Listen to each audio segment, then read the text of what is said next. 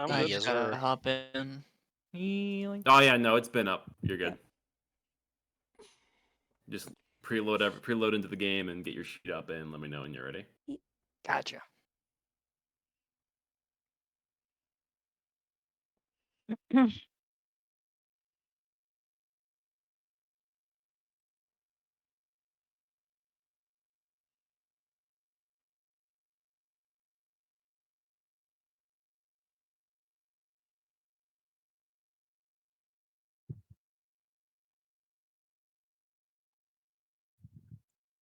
Alrighty, I'm in.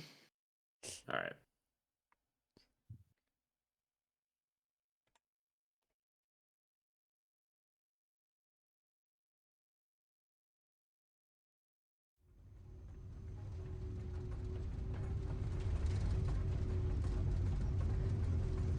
All right.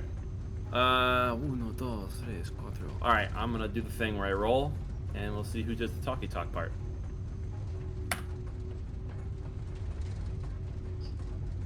That is Muda. Whenever you're ready. Short and sweet. Alrighty. Last session, I believe we began by finishing off finding the parts, solving the mage hand puzzle to access the gears and various odds and ends that we needed to repair the train itself. Meanwhile, Nadira has an all's quiet on the Western Front moment and ends up with her book back. To the what is it called? The reluctant compliance of the party. Things were said, heated words exchanged, but ultimately we ended up on the train heading towards, I believe, was it this? We're going to the south, right? The southern Yes, city, Southern Kingdom. southern yes. capital. Right on. That's about it. Unless I Very good. forgot anything, feel free to fill in. No, No, that's pretty much it. That's really it. Yeah. That is the gist of it. All right. After some words have been exchanged, some more emotionally charged than others, everyone has an opportunity to lick their wounds, and if you haven't already, long rest. Thank you. Yeah, boy.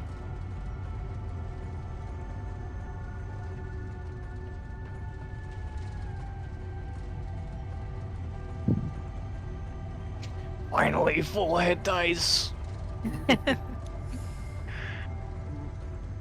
For a rail system that's been long abandoned, it does seem to be in pretty good condition.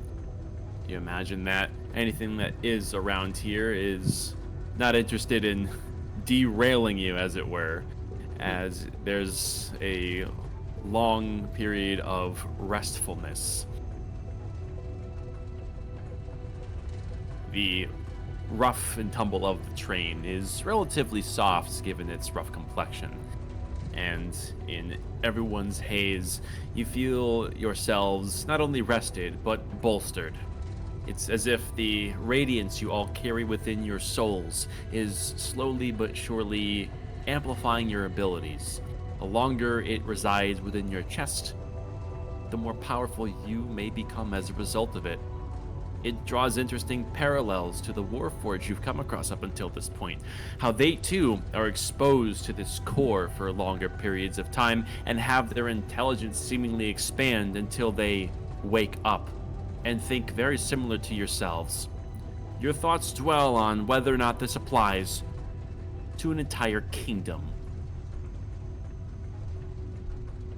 But nevertheless, as thoughts are your own, and many hours pass, your restfulness comes to a waking moment where everyone is once again eyes open and ready to take the day whenever you seemingly arrive at this destination, but it has yet to come. Would anyone like to do anything while inside the train? I suppose. Well, I was still keeping watch at the front window of the train. Mm-hmm. The whole 8 hours? No, Or just now? no. After I woke up, I would have went back to the front window to look. Roll perception.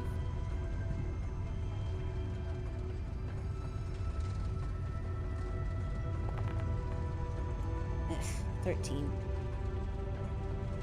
Not too much to see outside of what you have already observed. There's these archways that occasionally glimpse over into larger caverns and underground structures. And there's a lot of what looks like similar layering to inner Helios as with the pressure vents, where there's large pockets that have these circular holes looking straight up into the radiance of the core. And you can see that this goes on for quite a ways. And the glimpses of the outside world that you do occasionally see offer an overgrowth of vines, trees, that eventually transitions into more plains-like terrain. Before eventually these sights of seeing the above ground become more and more sparse until there is little more than darkness in the pockets of caverns, save for the radiant dancing aura that is channeling through this tunnel that the rail is constructed in, as though veins in a giant organism.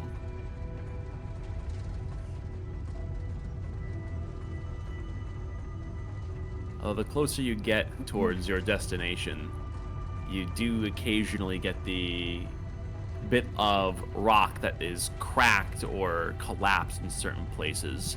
And the more that the train ride goes on, the more common the crag and deterioration of certain portions become, until certain crevices are huge, big enough for a person to walk through. Of course, the heliostone aspects are unaffected, but the stone earthen portions of this are increasingly damaged. And it's not before long that one of these crevices in particular wraps around the majority of this tunnel that you're going down. And it does intersect a bit with the rail, although it is intact. But it does, as you only have a few seconds to see this appear before you pass over it.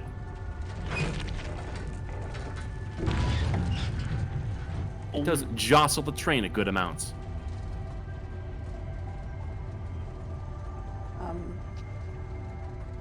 I think that just kind of heightens her awareness a bit.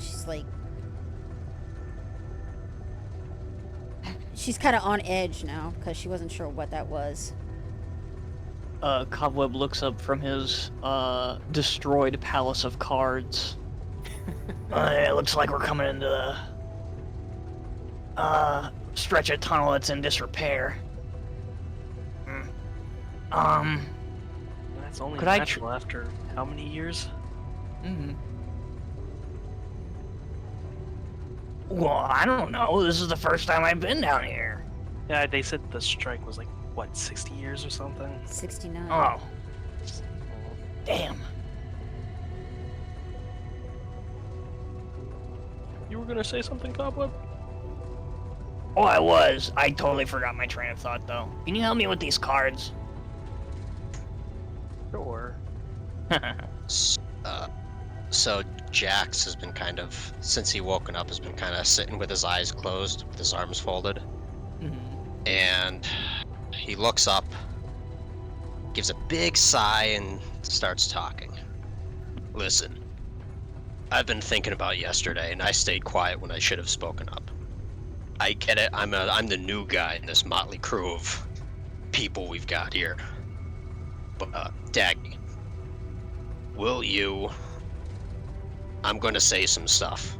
I'm going to make some statements, say some things, and tell a story. Will you just say it as nicely as possible? Just kind of sit there and be quiet and listen as I speak? You address her and she kind of turns around and you say this and she is surprised at your request, but she will sort of lean up against sort of near the wall of the front window, just have her cane sort of sitting in front of her, her hands on top of them, and she will say, "Speak your piece." So, what I say is probably going to be very hurtful, potentially, depending on how you see it. But everybody here has a story, same as you do. Everyone is the main character of their book of life. The only difference between others and you, from what I've seen, is that you try to insert yourself into their book and tell the same story that's in yours. We get it. We get it. You lost your mother, you lost some friends, some allies, maybe even a lover interest or two. But I'm assuming you still have maybe a father, some other siblings, even other friends, correct? Yes. Yes, and that is a sad story you live. But currently, I see you going down the path of revenge, and it is going to get you into a horrible place in life. It feels like I'm looking at the me in the past, just starting down that bloody road of vengeance. Unlike me, you have family and other people to fall back on. And where did I fucking missed? And the others have some sad books of life as well. They may not be as grand as others, but it's theirs. Erithal can't remember what his full story is, having constant blank spaces in his memory because he decided to trade them away for minuscule information to help us, and who knows what the other reason is. Because the eldritch being that took them won't give any hints, and who knows if he'll even get them back at the end. If that was me, I'd be going crazy. Nadira was witness to an apocalyptic event that saw the deaths of hundreds, if not thousands, of people. If I saw something like that and survived, I would have killed myself long ago. But here she is, just a little while ago, finding out that she is not the only survivor. And Cobweb, he is weirdly self-actualized with that steel trap he calls a mine. But that's because I haven't heard his story, and he may have something just as fucked up as the rest. But at least he's got it under lock and key. No, Me. my life is perfect. Yeah, see, there we go, and I go to dap you up. See, me, I was probably a minute away from getting raped by some priest at the age of 13, kicked out of the brothel I lived in as for defending myself. Then after learning how to fight, joined the Echoes for 30 years, put my pain onto everyone I came across till they gave me the info on the man who did that to me. Tortured him for 3 days, found out that he paid my drug-addicted father 10 fucking gold for his permission to stick it to me. So I killed him, got caught, yada yada yada, tried to start a new life, got frozen in a block of ice, and here I am on this midlife crisis journey trying to save the world. See what I mean? Your life sucks, and so do ours. But you don't hear everyone else bringing up their sob stories whenever something mildly inconvenient happens to them like you do. So grow the fuck up, you petulant child. Swallow that pain and save it for that fucking angel bitch who killed your mom and rip her in fucking half when we face her again. And then he sits back down.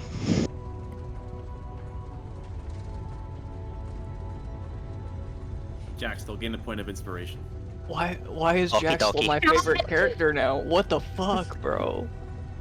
He had a dream, my god. That was what I was typing up and nearly lost track of time for. Fair enough. Obsessed. Well fucking done. Dagny is.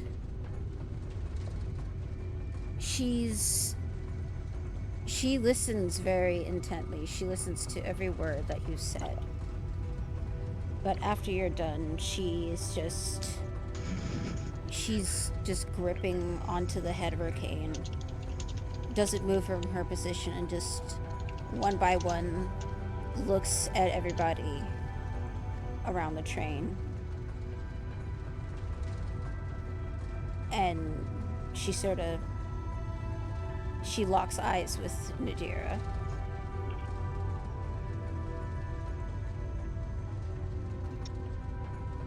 I don't even know how to react to this situation, folks.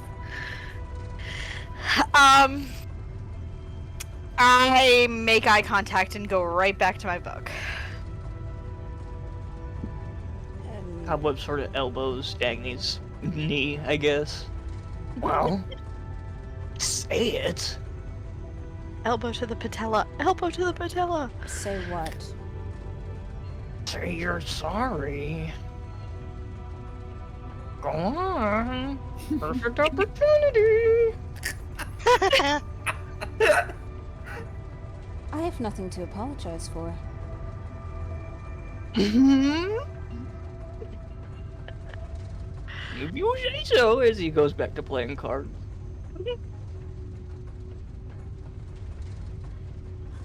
The only thing I will say is that, yes, I have been very emotional since we've gotten down here.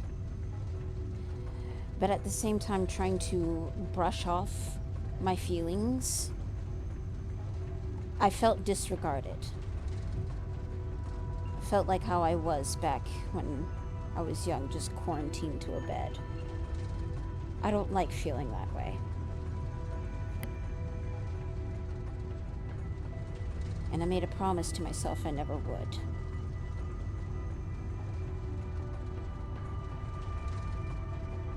So yes, if getting back at Dakota and making is the only way to make things right, then don't expect much from me. And she will turn back to and keep watch through the front window.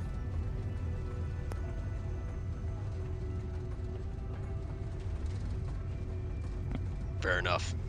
Metal. Nadira, you said you were studying your book? Correct. Roll religion. This is gonna go poorly. +0. Oh boy. Oh boy. I'm terrible with this, I'll admit it. At least I don't lie to myself. I'm not like, maybe it'll go great. Nah, I know it's gonna suck. Nah. Lucky We roll number. fours in this group. We roll 4s in this group. The contents of your book have changed. You don't remember the words, the strange, spiderly etchings that somehow dance themselves into words you can understand, aligning quite in the same way.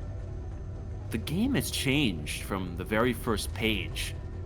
It's almost like the progress that you thought you had made has been discarded, and the book is wholesale in a different direction, and it's very frustrating. But the direction it seems to go, the way it talks about the world, it almost seems to have adapted its perspective of the world the same way you've adapted your own perspective of the world. The way it's changed so suddenly and so massively. But you don't get the opportunity to dig into it just yet, as Dagny turns towards seeing what's up ahead, and there's more trouble.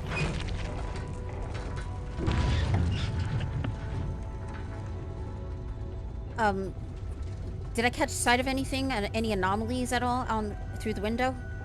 You look and see a glimpse of a couple of discarded, rolled over rocks, stones that had found their way onto the rail and have been introducing a little bit of turbulence to your otherwise smooth ride.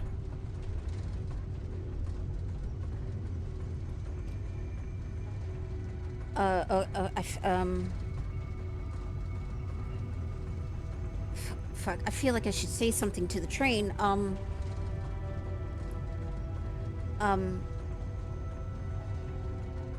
Seeing that Dagny is sort of distressed by what she's seen, Cobweb's going to go like, "Whoa, what's wrong with you?"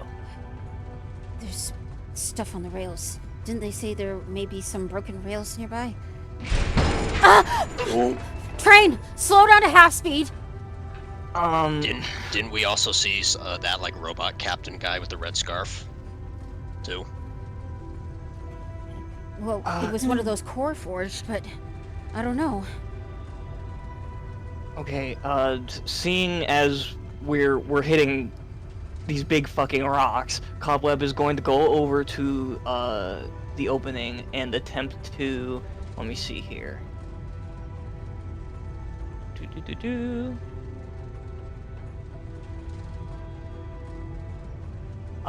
He's going to cast this, choosing the first effect. I knew it. Yeah, I know. using the first effect to essentially roll any loose stones or larger stones out of the train's path as they pass. Oh, that's fucking awesome. God damn, you're so creative with your spells. That is really awesome. It's just dude, the elemental cantrips are fucking sauce. I'm taking notes. Damn, I thought I was creative. Yeah. Why don't you just make a quick Arcana roll to see how well you can do of a job at this? Right on. There's surely more boulders to come. B-Man. Yes. If I see him beginning to concentrate on a spell, can can I use give him guidance. guidance? Or would this be too long of a task for that? No, you can absolutely cast guidance. Oh, no. 4, ladies and gentlemen, a 4! Bad A things second happen one. in Jesus 4s. Christ. I don't know. Oh, it's a You bar. try your hands, and the first couple of boulders are easily tossed away, but the piles, you're having a hard grasp on multiple, and there is some turbulence even still. Oh, God, I can't hold out for too much longer. Hopefully. However, you are making quite the difference, but it's a losing fight. everyone brace. Cobweb Really curls only into a ball and a spell prepares to for fix death. this? No, I don't have any spell that could do anything to help this. It's Okay. clearing rocks. That's what we need to do. Kinda. Yeah, there's debris on the rails, basically. Trying to read this is one of my new ones. I do not know what it is. Okay, hold on a second. I don't know. I'm trying to look at this real quick.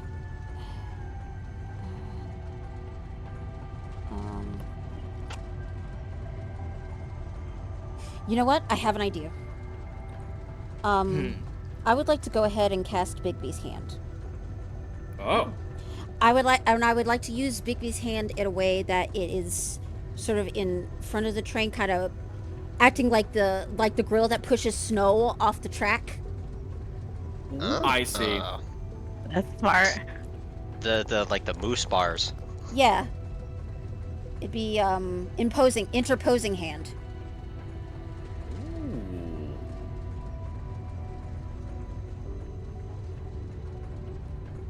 Yeah, we'll say that you cast this upon some loose stone that's up and coming that otherwise would give you trouble, but instead you use your magic to assert your will onto it.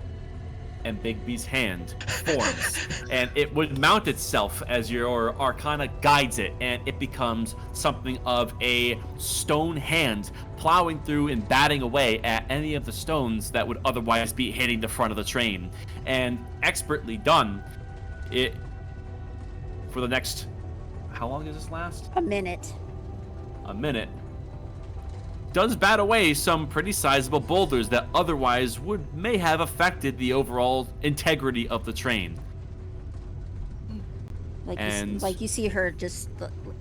It's like she's in active combat just against falling stone.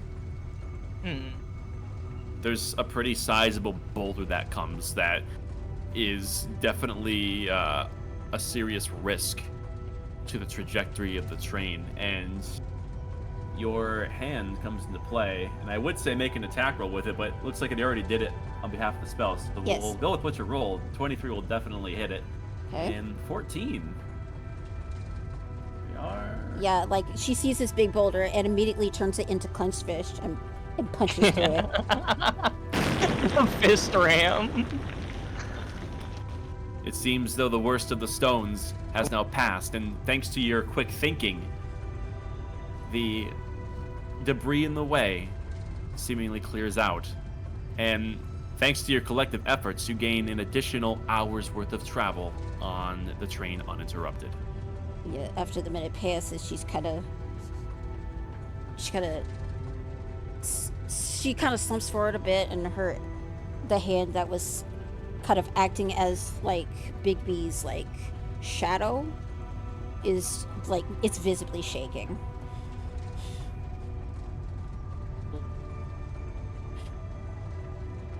Hey, I think you can sit down now. Tracks look pretty clear from here on out. She'll just sort of lean against the wall and just sort of slide down and sit. That was some pretty quick thinking there. I don't think I could have held it back on my own. It is the nature. I mean, of what am I magic. saying? Of course I could. I could have done it all along. That is Thanks for the help, though. That was really cool. That is the nature of war magic. Being able to think quickly on your feet. I'll keep it in mind. As he plops himself down. I suppose I could learn some things from you, too. Yeah, like, well, I mean, probably not too much. I don't know anything about book smarts, and I can't really teach you about my dashingly, devilishly handsome good looks, so.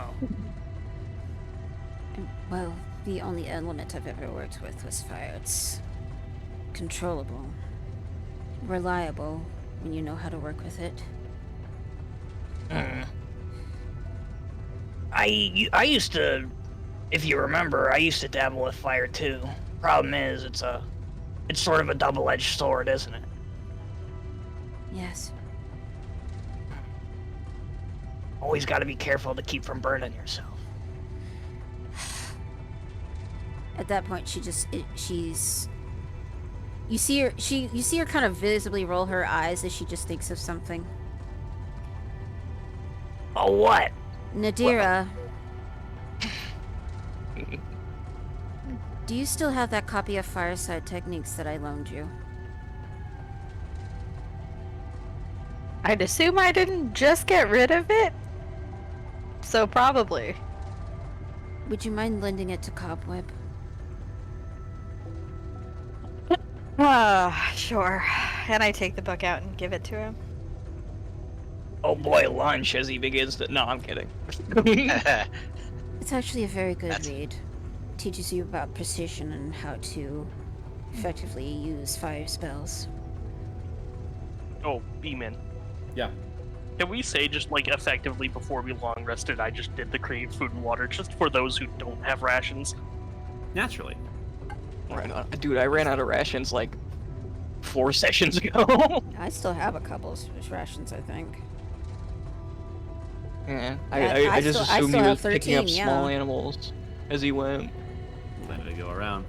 And Nadira. with the assistance of Erythal, there is a feast to fill your bellies in the morning.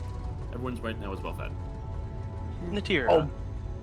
Mm-hmm. I have a question for you. Huh? You're adept with druidcraft naturally. Do you think you could use any of it to help me find or even make materials for a spell? Depends on what you need. I need mushrooms, saffron, and the last one's not a plant, but bat. Do you have pieces of these said things? Any pieces? I don't think so.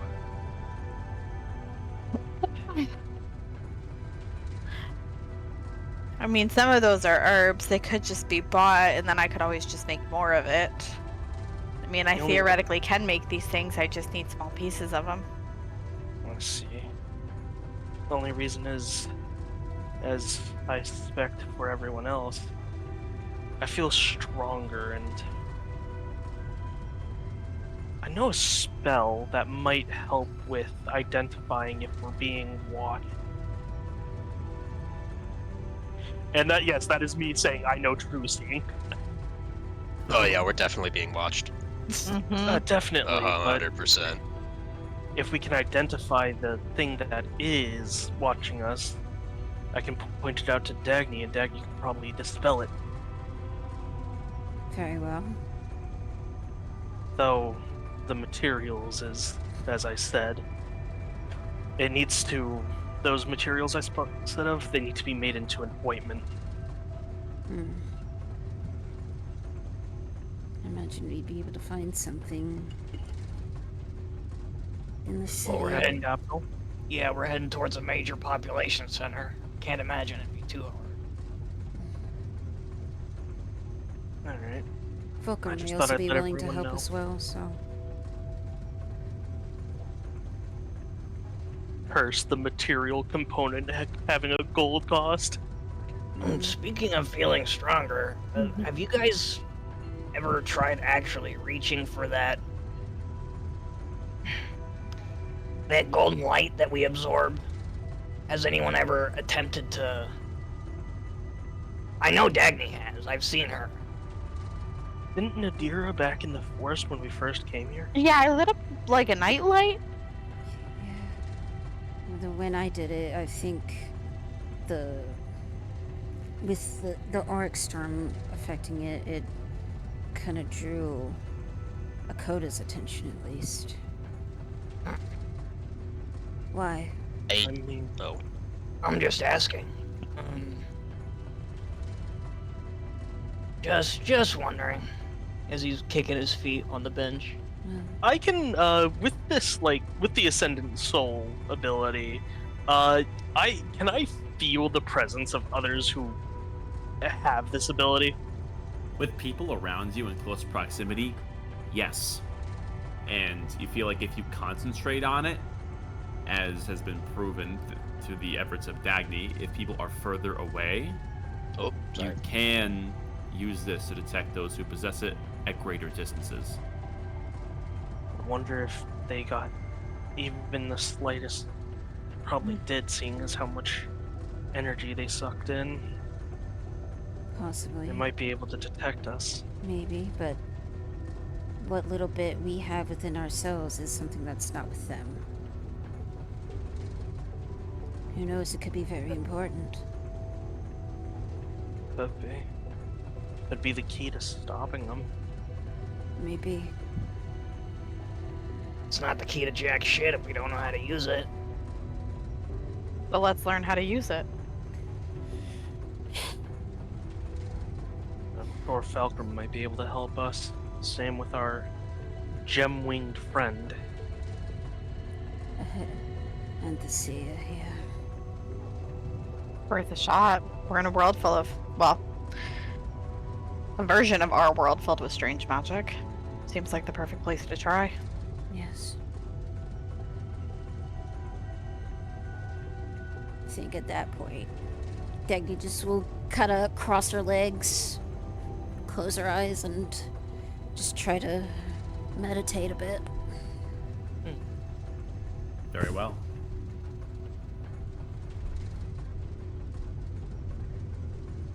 Some additional time would pass as everyone has their moments themselves pondering on future events and how certain aspects of coming conflicts may intertwine with one another. This continued peace, however, only lasts maybe about a minute or two before everyone is jumped out of their seats. Stand up and look out the window.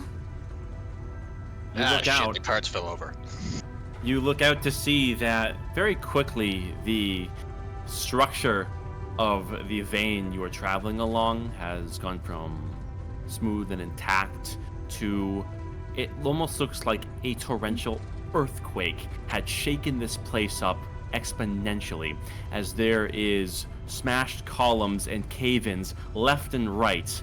And looking forward, you can see that not only is there tons of rocks in the way, but after a good 50 feet of track, which mind you, this train's moving at a good 60 feet per round, the track suddenly shears and shifts 20 feet over. You are about to derail. Out of the car, now! Everyone out! Oh, fuck. 1 round, what's everyone doing? I'm going to where to go. I've got a free Misty Step I could use, so I'm just going to do that to leave. You man, we are Yep. surrounded by stone. Could I hypothetically cast this spell and fling myself into the stone to stop my speed? What? Let me see.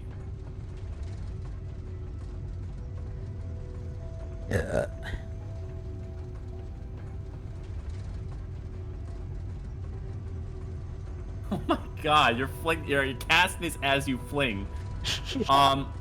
Let's make this an Arcana roll. Which actually, the doors, by the way, they're shut tight.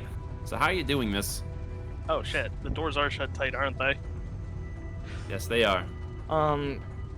I will have Tin Petty communicate with the train, basically telling it to stop. And while he does that, Cobweb is going to control Flame in an attempt to snuff out the engine fire. All right. You spend your action casting Control Flame as you try to snuff out the engine, and it definitely brings some roaring flames down to low embers. However, the train's momentum is massive, and there's no slowdown. Is there any emergency exit? None that you can see within seconds of reaction time. I have no idea if this is gonna work, and we're all gonna be really hurt if it doesn't. Speak for yourself. Okay, that's fair. Okay, I wanna. Everything. This whole thing is rock, like all rock. No concrete, no pavement, all rock. All rock around you, although it's. I'm gonna turn the rock into mud. I see. What's the radius on this? 40-foot cube. 40-foot cube. God damn. All right, and you're casting it where it is right now? Yeah, so like probably, because I know obviously we're moving, so based off like Newton's laws of physics, I want to cast it sort of where we're headed into, so that as we hit the mud, it slows our terminal velocity down. So as soon as the derail happens, you're using natural brakes. Yeah, I want to use the mud to hit the fucking brakes. Very well. Expertly done. Very nice. Fuck, gain a point of inspiration. That's very creative. Okay, thank you. And, I'm like, physics! In the off chance that this doesn't work how we think it is, Jax is just going to look out the window and Misty step to a spot. All right. Well, he's fucking god. I just whoop.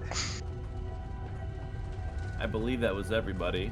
And I guess I'll run after the fucking thing as it goes. You misty step and land outside as you watch as this train goes barreling down with all of your companions still in it, leaving you behind. I just run after it. For those still inside of the train car, make a dex save. Shit, alright.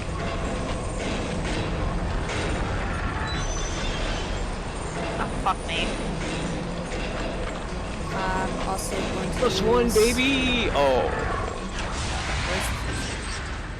I'm gonna use, what is it? What the fuck is it? Where is it? Use Arcane Deflection. Give me a +4 to that saving throw. I see. I'm gonna take an ouch from this one. Mm-hmm.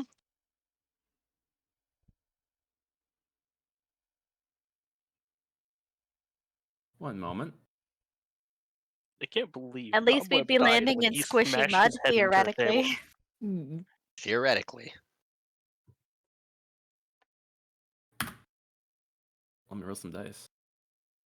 When Nadira brought up Newton's laws of motion, I knew we were cooked. God dang it. Hey, it's better than turning into a lead sled and smashing into a wall that we haven't seen yet. That's like at least the mud slowed us down. Like no, you're right. The DC now lowered because of the mud is 16. Oh, I'm still boned.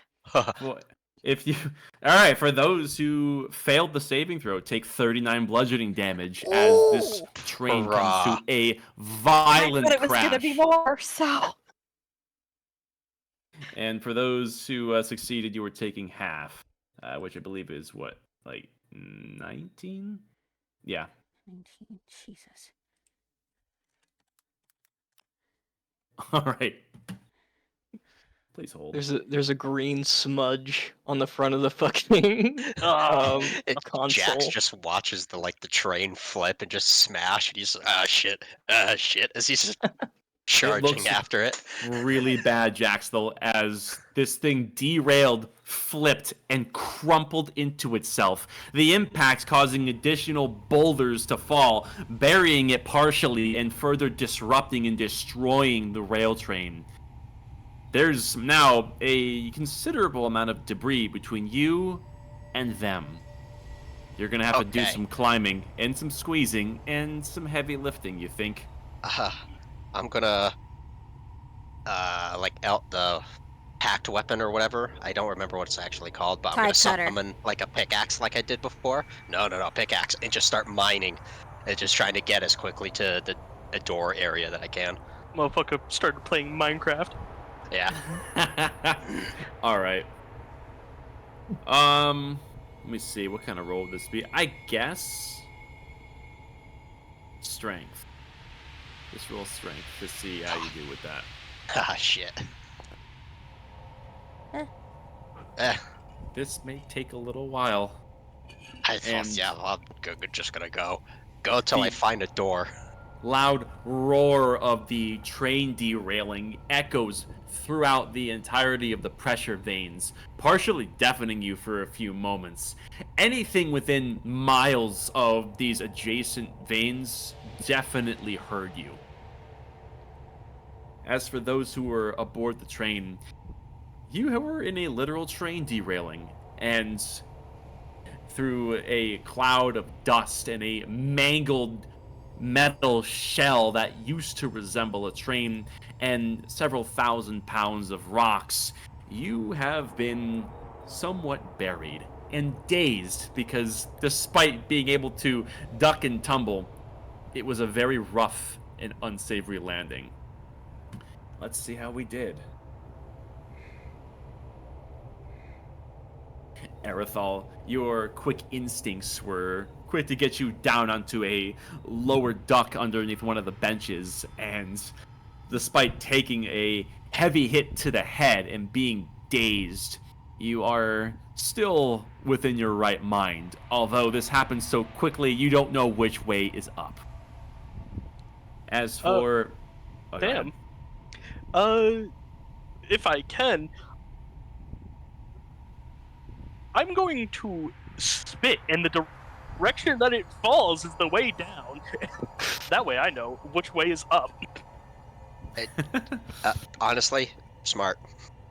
Fuck around and spit straight up.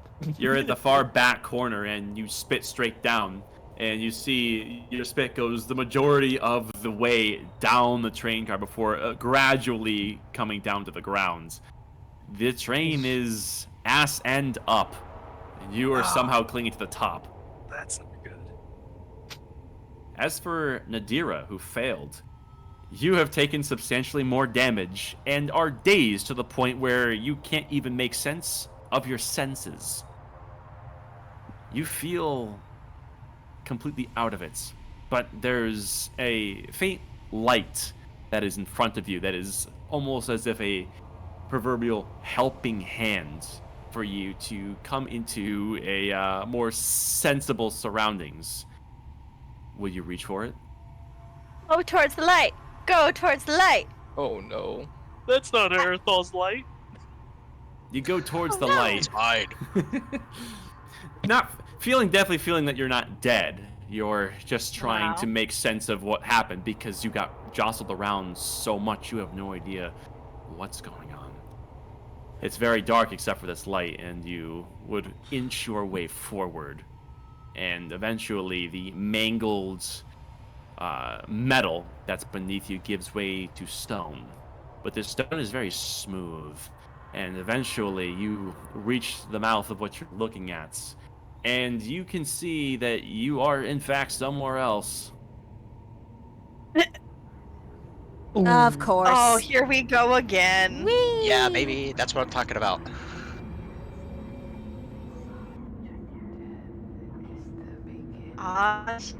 Here we go again. Of bookcases with floating pages strewn about.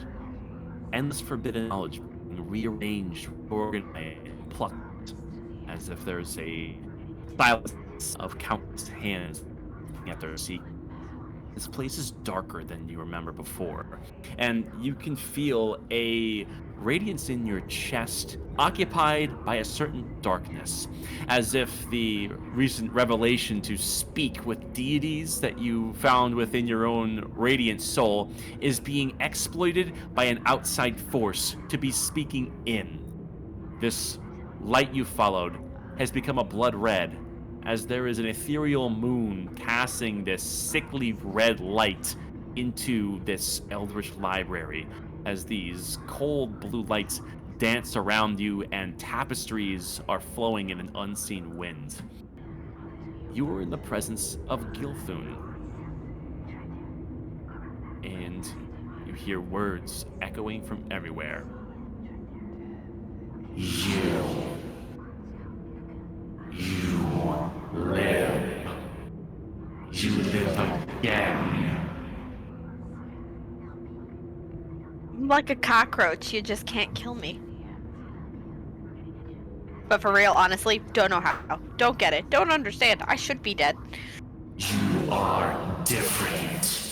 You are more than any who has taken ear to my whispers before. You are a survivor, a warrior, one worthy of Gilthun the King. Thank you. I I appreciate that. You had a task to seek the Codex Necromortis. You will disregard this task. The world has changed through your eyes, and through your eyes, I can see. What does that mean? It means the power within you, the potential, is many magnitudes greater than previously fathomed. You survived an encounter with the Angel of Death, the same being which slain all who heralded my words. Yeah, she tried really hard to kill us. She almost succeeded. There was a lot that actually happened. You kind of missed out on a lot. It's been a while. What is happening topside? It is difficult to see. Your eyes are mine. But one thing we both can see. The Angel of Death is a common enemy. She tried not only to kill my heralds, she tried to kill me. And she nearly succeeded. Yeah, well, we want her dead more than anything. Good. You have the means to do it. It's within your soul, where I reside. Yeah, but how do we... I don't even know where to begin accessing that. I don't even know how it happened the first time. This power is but the beginning, but you cannot open its potential alone. You need guidance from something that sees with more than just eyes. You need guidance from me. Open your radiant soul to my influence, and you will gain more power. Oh, fuck yeah. Okay. Ooh, warlock moment. I reach in internally. I guess I shouldn't say reach in. I focus internally on that power, on the light. Without second thought, Nah, bro. you channel This isn't the time to second guess my choices. Are you sure? Yes, correct. All right. Oh, let's go. I'm here for a good time, not for a long time. Oh shit. Let's see. I don't know. I'm Mic going with it off. though.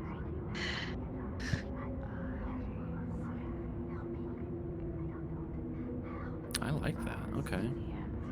Oh, That scares me. Only a little.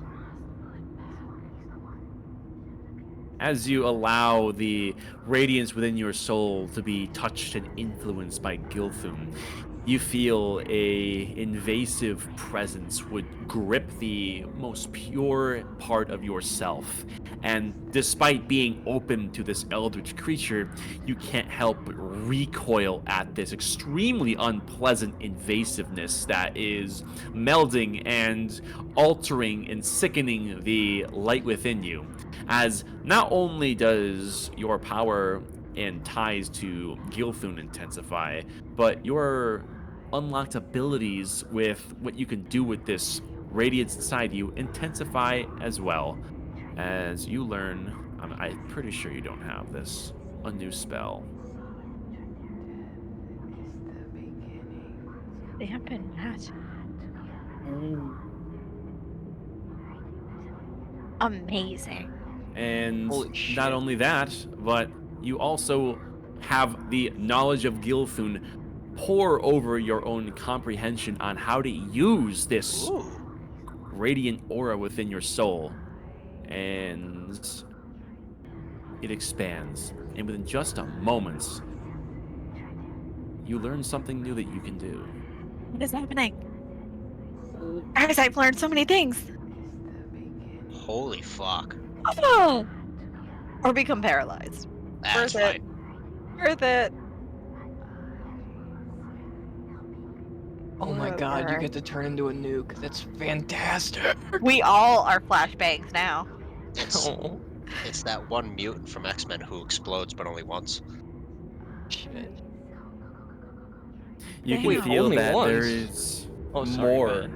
There is more that Gilthun intends to say, but this radiance suddenly glows very brightly from the moon that is outside, and you can see that its light shifts. And Damn it, the moon. entire library shudders as there's this auric radiance that melds with the darkness, an almost conflict between two opposing forces. And slowly but surely, your surroundings shift as these bookcases falter and disintegrate into different surroundings altogether.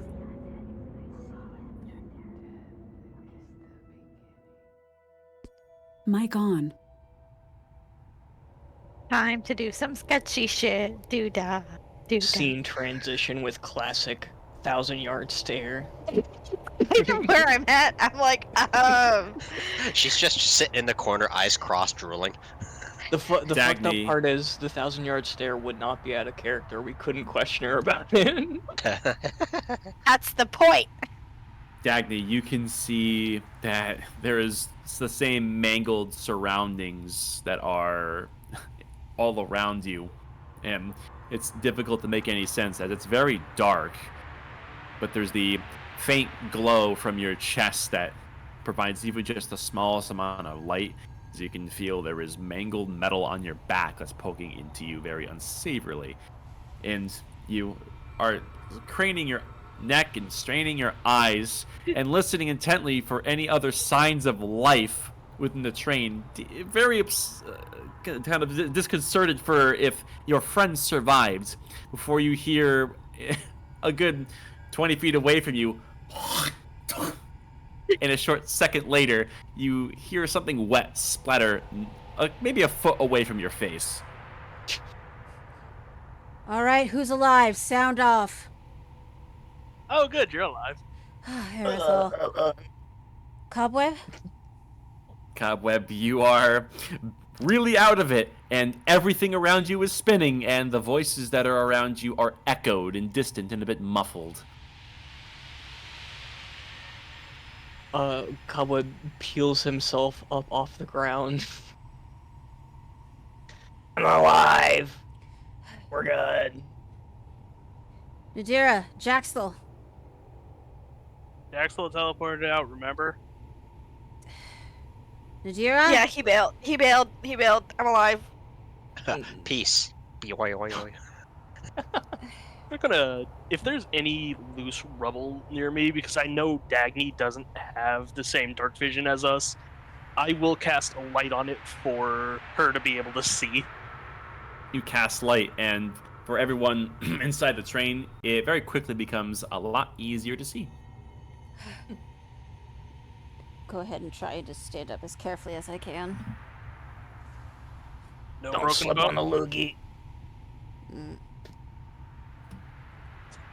Wait, did that hit your face, Cobweb? No, it got close though.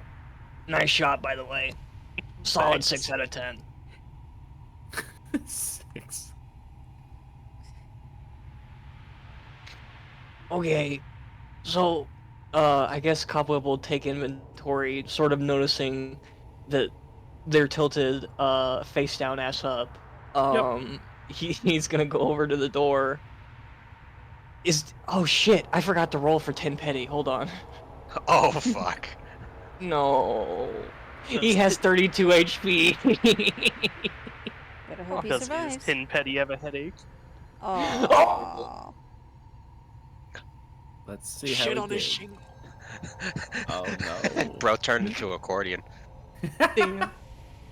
You look over into a crumpled pile of metal, and it takes you a good while. Your eyes scan over it several times, but eventually you keep coming back to it, and you realize within the metal pile there is 2 little metal legs that are sticking out, and they are not moving. Oh.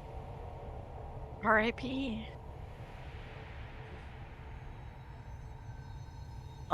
Immediately Cobweb becomes large and starts digging through the rubble. Okay. My boy! All right. Roll strength with advantage. Right on. As for Jaxthol, you see that there is a very faint light that's coming through certain cracks within the train wreck, and you hear some very muffled voices and then yelling. I'm gonna just start digging even better, faster.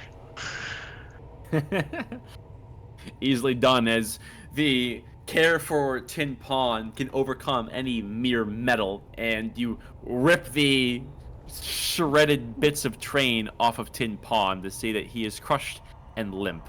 The faintest of spark in his eyes insists that there is maybe a bit of life left, but his movements are non-existent.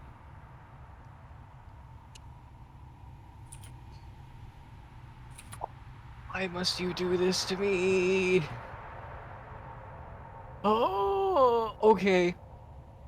Cobweb is going to very carefully sling Tin Petty across his back or over his shoulder, I guess. He's going to go to the nearest exit. And you said that they're sealed, right? Oh yeah, they were closed, but now they are crumpled shut. Oh. And I'm assuming there's rubble on the outside keeping us from... This is gonna suck. Alright. I mean, we are ass end up. Oh, yeah.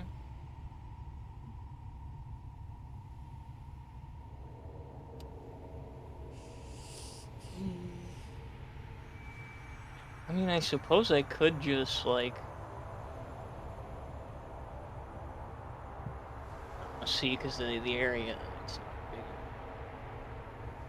big. I'm gonna give it a shot. I'm going to walk over to the door and do something stupid. I like stupid. Mm-hmm. Okay. Now, I'd like to use this. Oh. But I'd like to focus this on the door. Everyone get the fuck back. Okay. Let's see. Tremor in the ground. I'm basically trying to pulp the fucking... I'm trying to hit the door hard enough to pulp the stones behind it. I see. As these jagged earth-like spikes come out of the stone that has smashed the door shut with a hearty.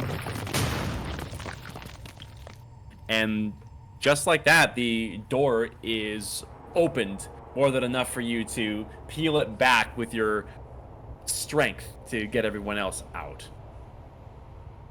Everybody move! We've got Mic wounded! off. Shit, Mic on. Patty. I mean, I'm gonna make my way out. Yeah. Yeah. Cobweb is burst out.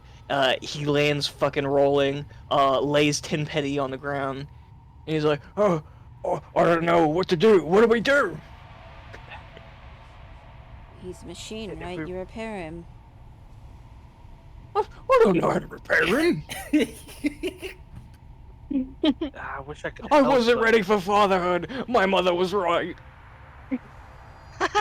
I don't know. I don't know if I don't mean to laugh, but still. I don't know if too many parents that actually kept a child in a bag.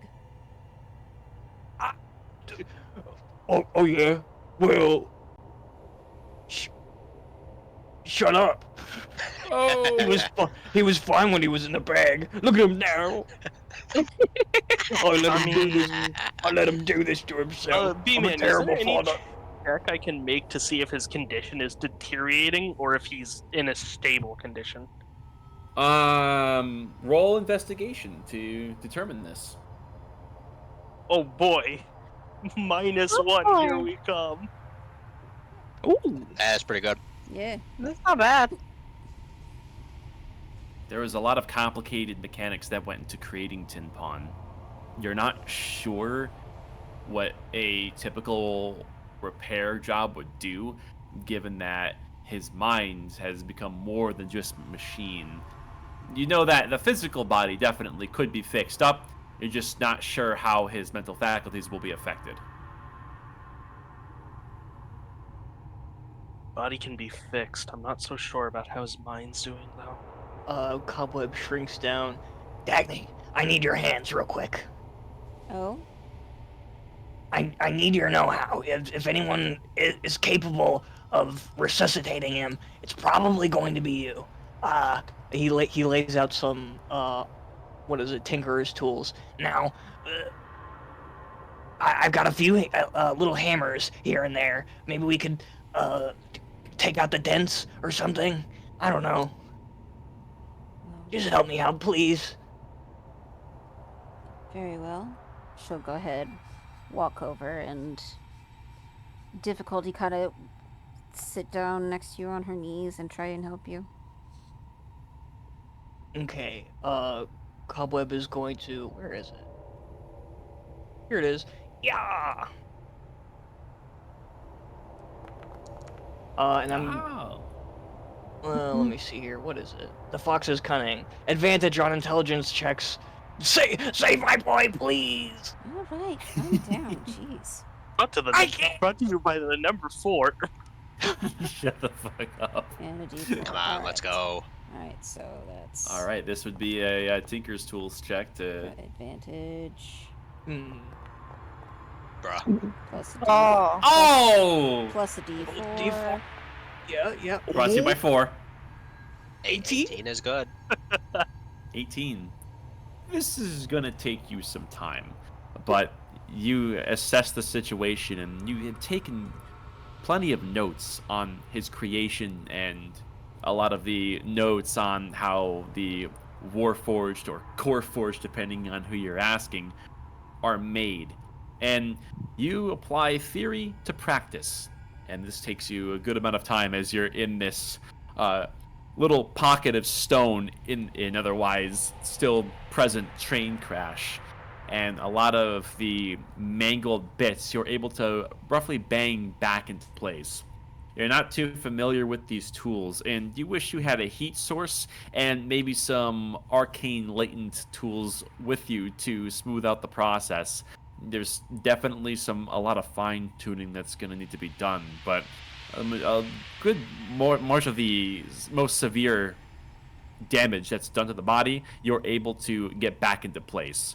Materials weakened a little, you think, but otherwise his form is roughly functional again.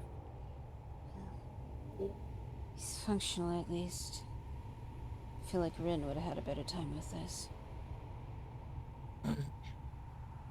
Thanks. I don't think I could have done that on my own. No. I mean, what are you talking about? I totally could have.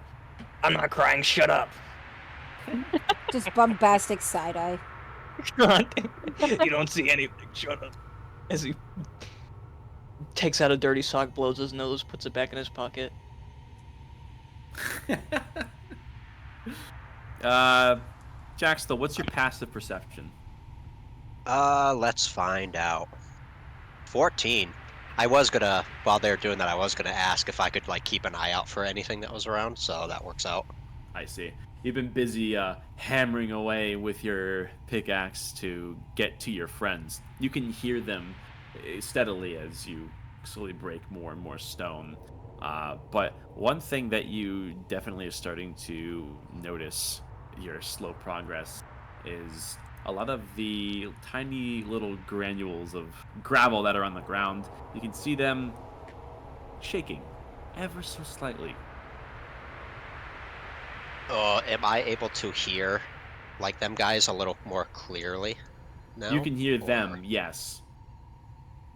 I'm assuming they don't hear any of the tinking of the pickaxe.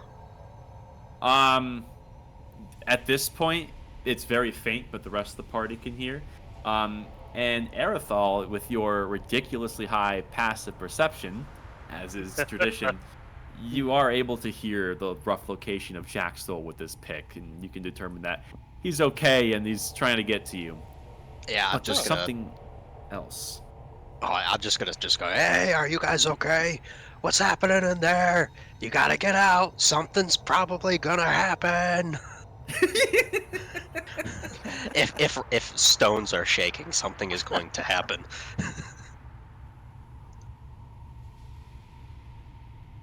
Yeah, everyone is able to make out the words. And Aerithal, you place a hand very gently to the ground, and you can feel some constant vibration in the stone. And you crane your ears, and you can hear a almost disturbing or shaking or grinding, something of that nature, onto stone, coming from the direction that you were headed. As if something within the stone wall is doing a lot of earth moving. Yeah, we got incoming. Oh, shit. Dodge action, I guess. We need to get out of this train right now. I thought we were already out of the train.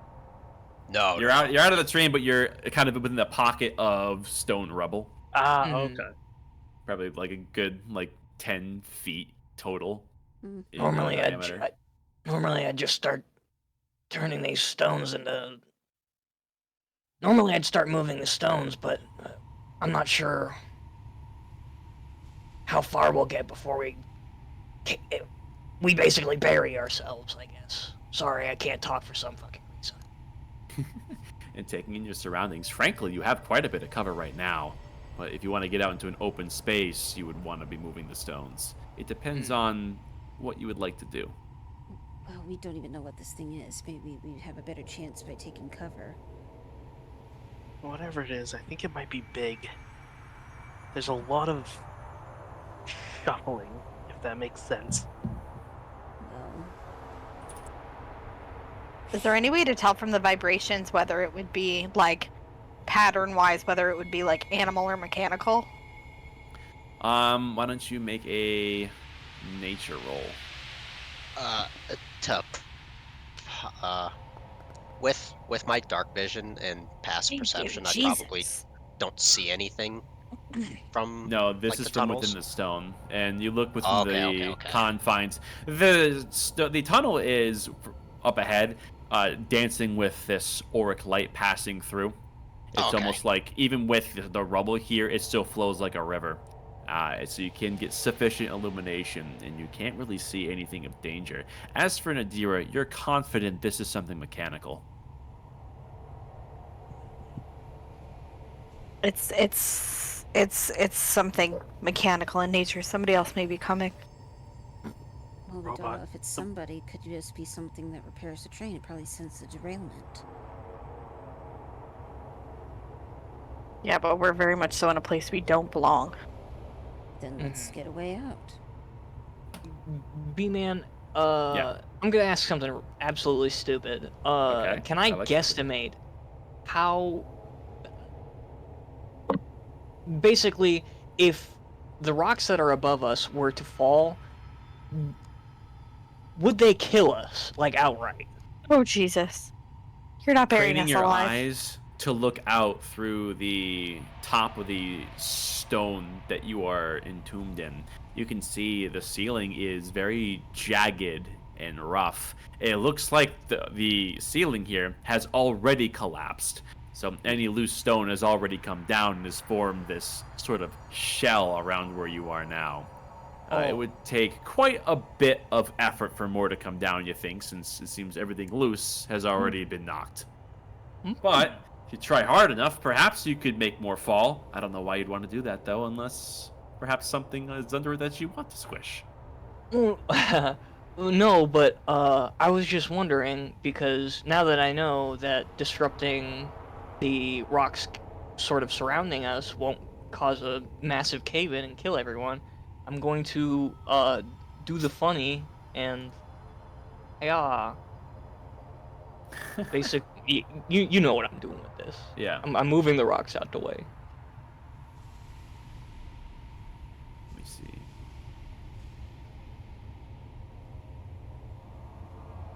He's playing Deep Rock Galactic. Loose earth. Even this is a cantrip, and the rocks here are pretty big, it does take a bit of physical strength to be breaking down some of the rocks that you're working with here in order to clear the way. The lighter rocks are able to be moved, but your progress is slow, and this rumbling is now audible to everyone here. You think you maybe have a minute's time before whatever's approaching through the wall is going to arrive. If that's the case, I will use Bixby's hand to try and give Cobweb assistance. Okay. We're trying to get The out. dream What are we trying to team. do here? Yeah. We're trying to get away from the fucking rumbling At in the the very wall. least, get out of the kill room. Yeah. Which, could I, like, double time and redo that strength check? Because I probably feel all that rumbling, too. Here, everyone's combined efforts for 3 conscious people doing their own unique thing. Okay. You are eventually able to move enough earth to have a way out of the crash site. Jax reaches his arm in the hole and just, come on, we gotta move. Go, go, go. Yep. Moving up. Just help anybody out. I'm leaving this bitch. Yep. Okay.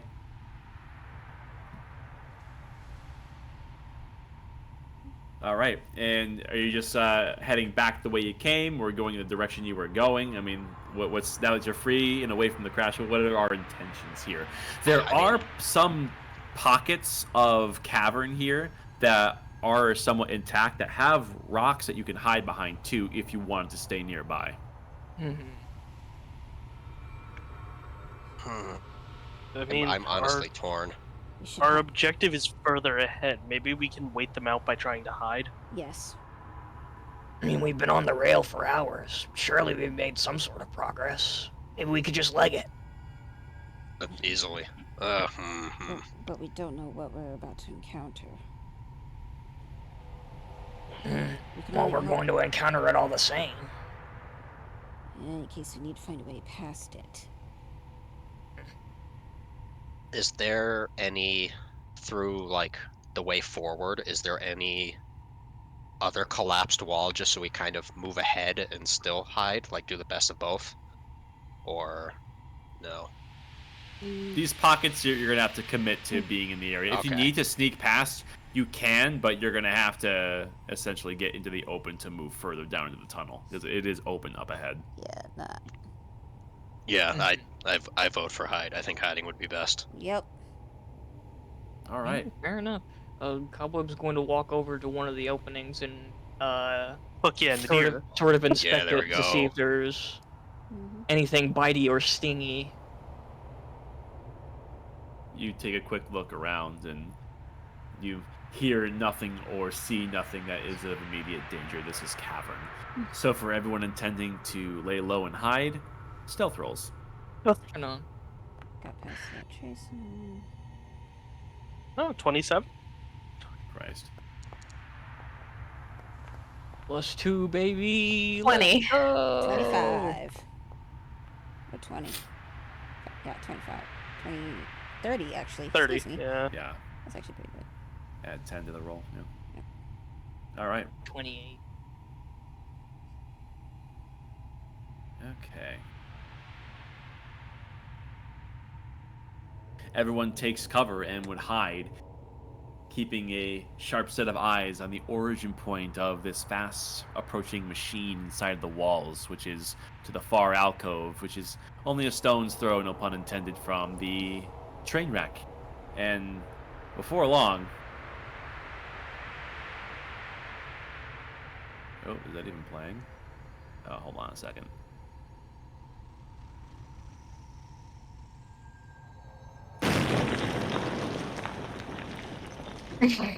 Oh, there it is.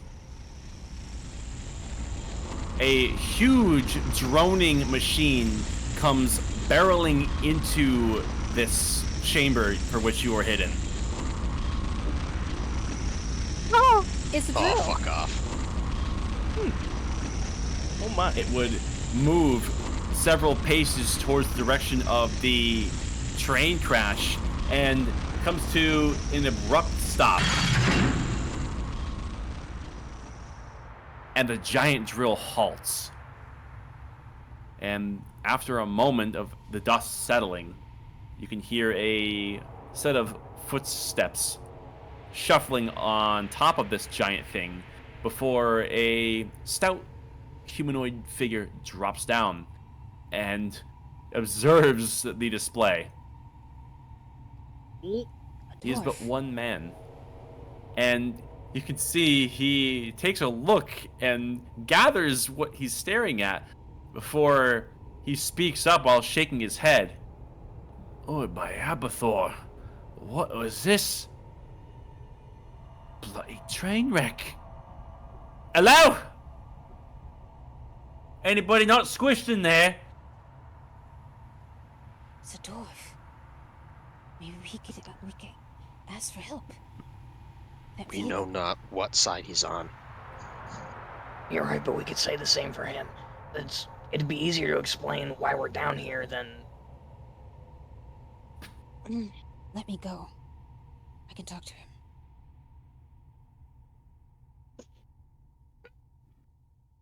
Come with you. Oh, Jesus. Yeah, I might as well hop out too. One at a time. Let's think about this carefully. Surprise. Right? 'Cause you don't know how he's gonna react to a bunch of us. Well, he's expecting to see wounded, and we're pretty fucking wounded. While you're going about deciding your actions, you can see he quickly doubles back towards his large drill contraption and slams his fist to a compartment which pops up as this hidden trunk reveals some supplies. And he produces some bags that at a glance you can see have medical supplies and sets them down before unsheathing his pickaxe and comes rushing towards the wreckage. Anyone? Throw a rock if you can't talk. So, You can see he places his lantern in front of him and begins hastily coming towards the open door that you had made your way out of, as he is now searching for survivors with urgency in his actions and voice. He seems... Jax will just kind of pop out and go, Stout one, My friends, we have horrible accident. My friends are injured. Oh, so you're still breathing, aren't you? Okay, that's good. Okay, let's see. I got plenty of supplies. I got me some, let me see, 1, 2, 3. I got me some potions that can close some wounds. Do we have everyone still breathing? Is anyone really hurt? What was it, like 2 of us were, right? Yeah. 2 of us were like incredibly hurt, some of us were minorly hurt. Yes. Yeah. 2 of us are horribly injured, other 2 not as bad but still injured. I teleported out, I'm fine. Right. Yeah, come on, guys, come on. Don't you come over to me. I'm gonna come over to you, and we're gonna get those wounds all lickety split up. Hold on, let me put down my things. And he shuffles from his excavation tools to his medicinal tools as he takes this large, seemingly duffel bag, and he begins waddling it over in the direction of where you are, Jaxthol, and you can see his little dwarven head pokes out from the side of the bag. All right, got plenty of it here.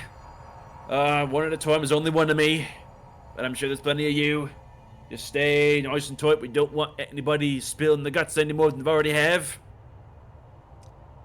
Well, maybe I'm you not could really give us. good at trying to comfort, but I got me the right stuff for you. Well, if you're good with Anything's better than helping- nothing. If you're good with helping mortal wounds, maybe you could help our warforged here. I did what I could to try and fix him, but he's still in a bit of disrepair. Oh, I'm afraid I don't have anything for him. All right. I didn't think you'd be palling around with Coreforge, but that's no judgment from me. How about I address your wounds first that I can, and then we'll take a look. Very well, sir. Pray tell, what is your name? I'm Brutus Stalwart. Who might you be? I don't even matter right now. Let me get you picked up first here. Well, let's do the order of operations, as they say. Right. I fell on my neck. Oh, you've had worse things happen to you, Cobweb. I sure have, but isn't that weird? You know, his neck is kind of like bending, kind of funny. You finally noticed. Did you think I was just like, permanently perplexed? He's walking around like nearly headless Nick.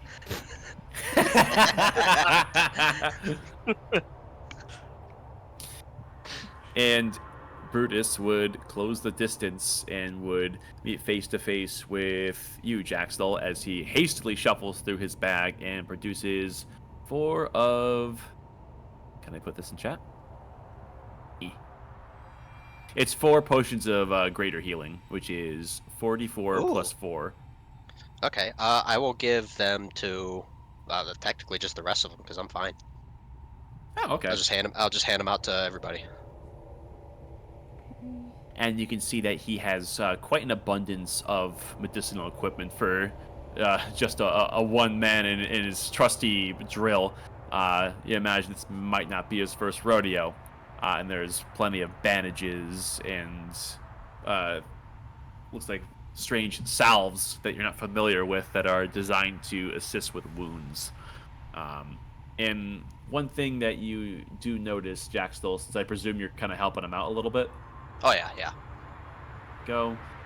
You would, of course, help him with lifting his things, and you do see that he has, as a dwarf, a good amount of padding and things that are befitting for someone who does a lot of mining underground. And you, of course, see one of these pauldrons is adorned with a symbol. Ooh. Oh, I was just starting to like him. I just immediately just like glare at Dagny and give her like the "don't you fucking say nothing" type of look. Keep your mouth shut. I don't say nothing, but I just kind of give him this look. It's like, the fuck are you looking at me for? Wow. But yeah, I'll help him take out and just thank you, sir. Anything I could do to help repay. This is a lot of equipment you're using for. Oh, I'm a couple overprepared strangers. for me operation down here. You don't got to do much. I'm well around. But let's just make sure that everyone's all right first, and then we can get back to the chitty chat. Only got 4 potions, but the rest of this should do the medicinal stuff. So, don't worry about that. I'll fix you up good. Yeah. Just as I was starting to get kind of lonely down here. After the buddy ran off, now we got a bunch more buddies. I guess it all works out in the end, doesn't it? Oh, yeah. Something's always gonna happen. Right you are. Right. I said my name is Brutus Stalwart. Pleasure, honor, all the likes. What might you be a name I can call you? You can call me Jackstall. And then he reaches out his hand to do, like, the guy arm grab thing. Oh, he meets you with, like, you see his eyes light up and he gets a strong dwarven handshake on that. Jackstall! No train crash is gonna slow you down. I like you already. Yeah, I think we're gonna get along just fine. I haven't seen anyone piling one of those trains in years. That was quite the find. Although a bit dangerous now that we're looking at a crash. Yeah, something like the tracks split or something, and then we just absolutely flip the fuck out. Yeah, I've been trying to get people to clear out of here myself. A whole bunch of the earth shifted around just about a part of a day ago, right as everything got all excited up in the sky. I guess the Corps' work is responsible for that one. Seems like our whole world is being twisted upside down and backwards. Yeah, like strange times. Yeah, it's like someone took a map and just crumpled it up and twisted it a whole bunch. Maybe took a leak on it or two. Oh yeah, shit's fucked.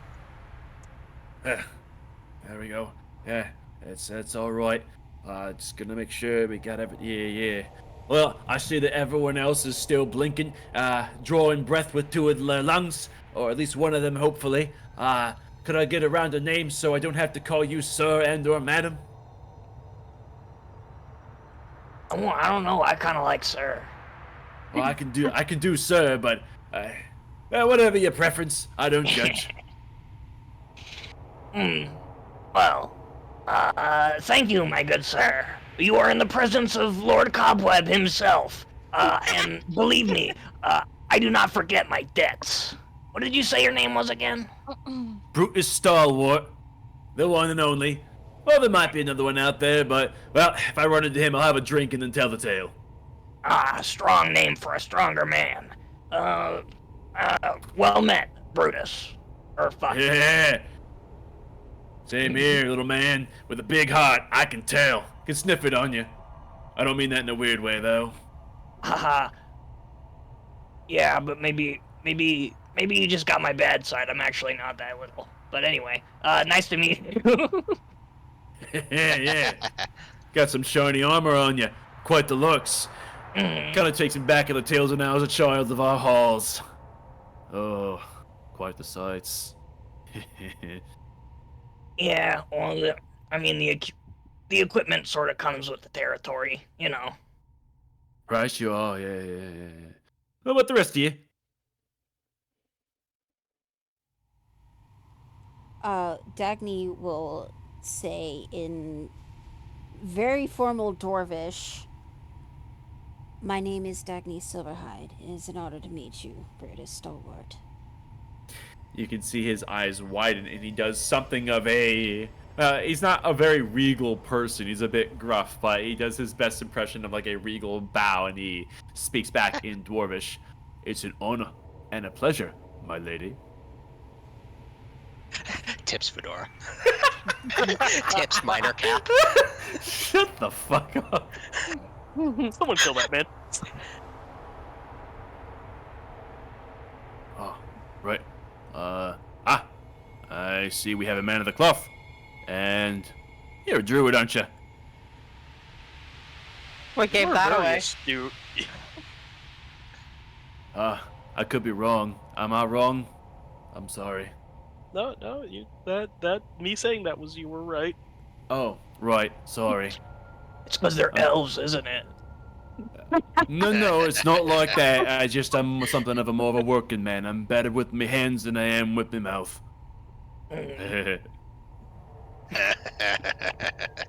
Oh boy. Name's Erithal. Erithal. Nice. Oh, I reckon everyone's bleeding is just about stopped. Oh, you got some wounds on your neck. That's the. You must have gotten sliced up by the train, didn't you? Yeah. Well, nothing myself can't fix. Unless, of course, if you're feeling you can tough it out, in which case, more power to you. Don't bleed on it, though. I think I can tough it out. I like you even more. That's the spirit. Right. Let's see. Well, that just about does it for the immediate supply. But, luckily the company sent me down here with a whole bunch of supplies. If only we had more people to use it with, but I don't make the rules around here. Well, I reckon you might be needing a ride to somewhere safer, yeah?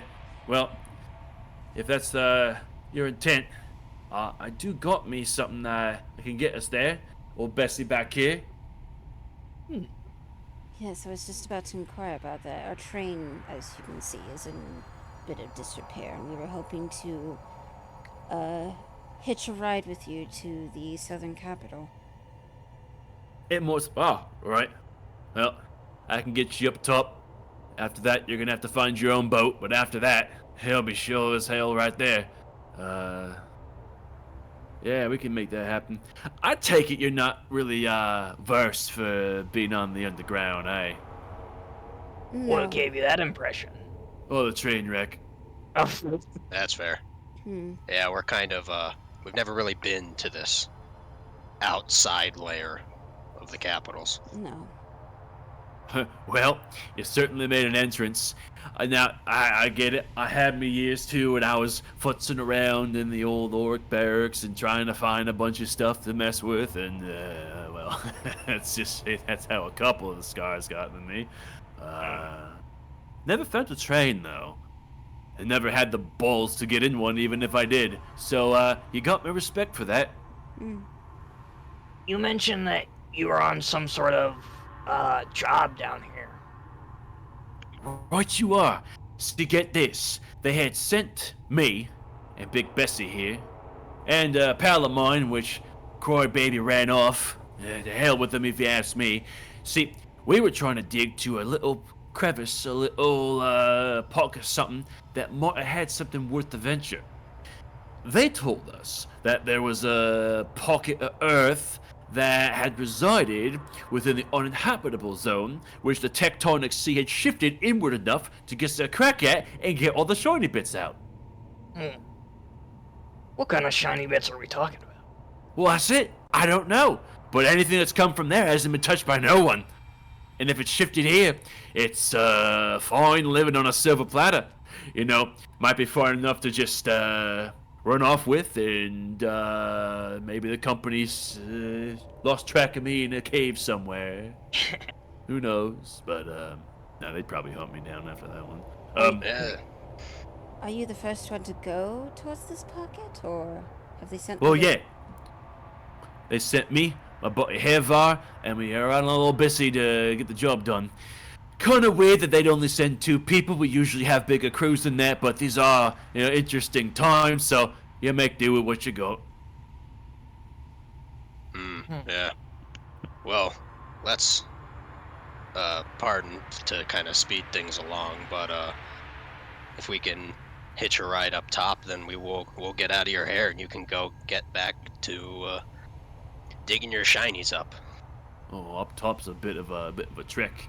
But if you don't mind helping me, because if I may be honest, operating Bessie here as a one-man crew, kinda not the best.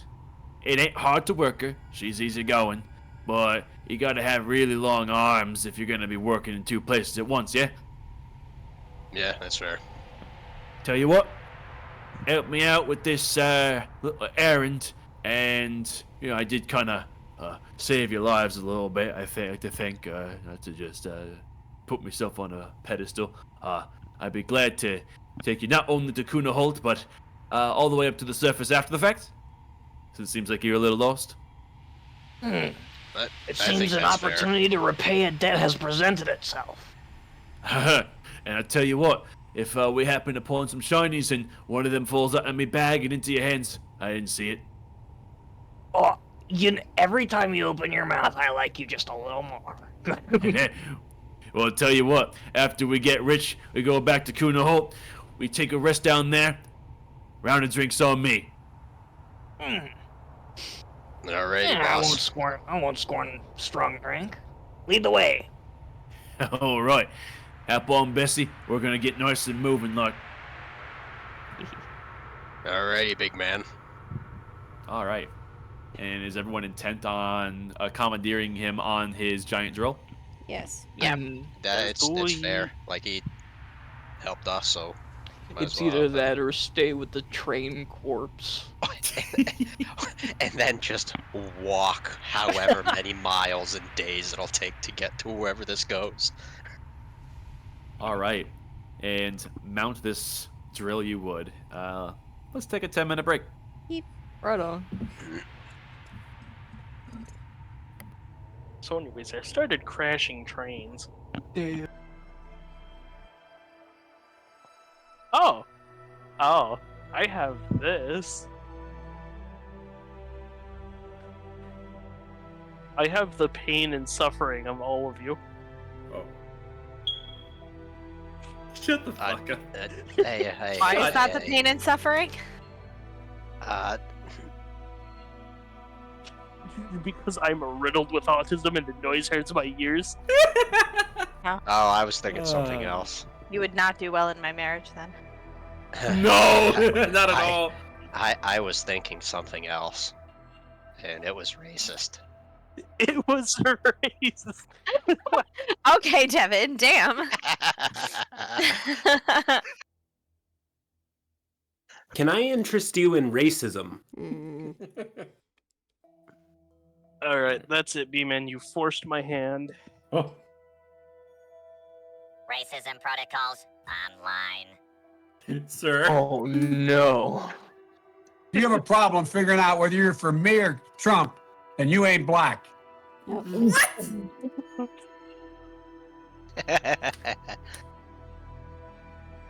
you ask me. Skill issue.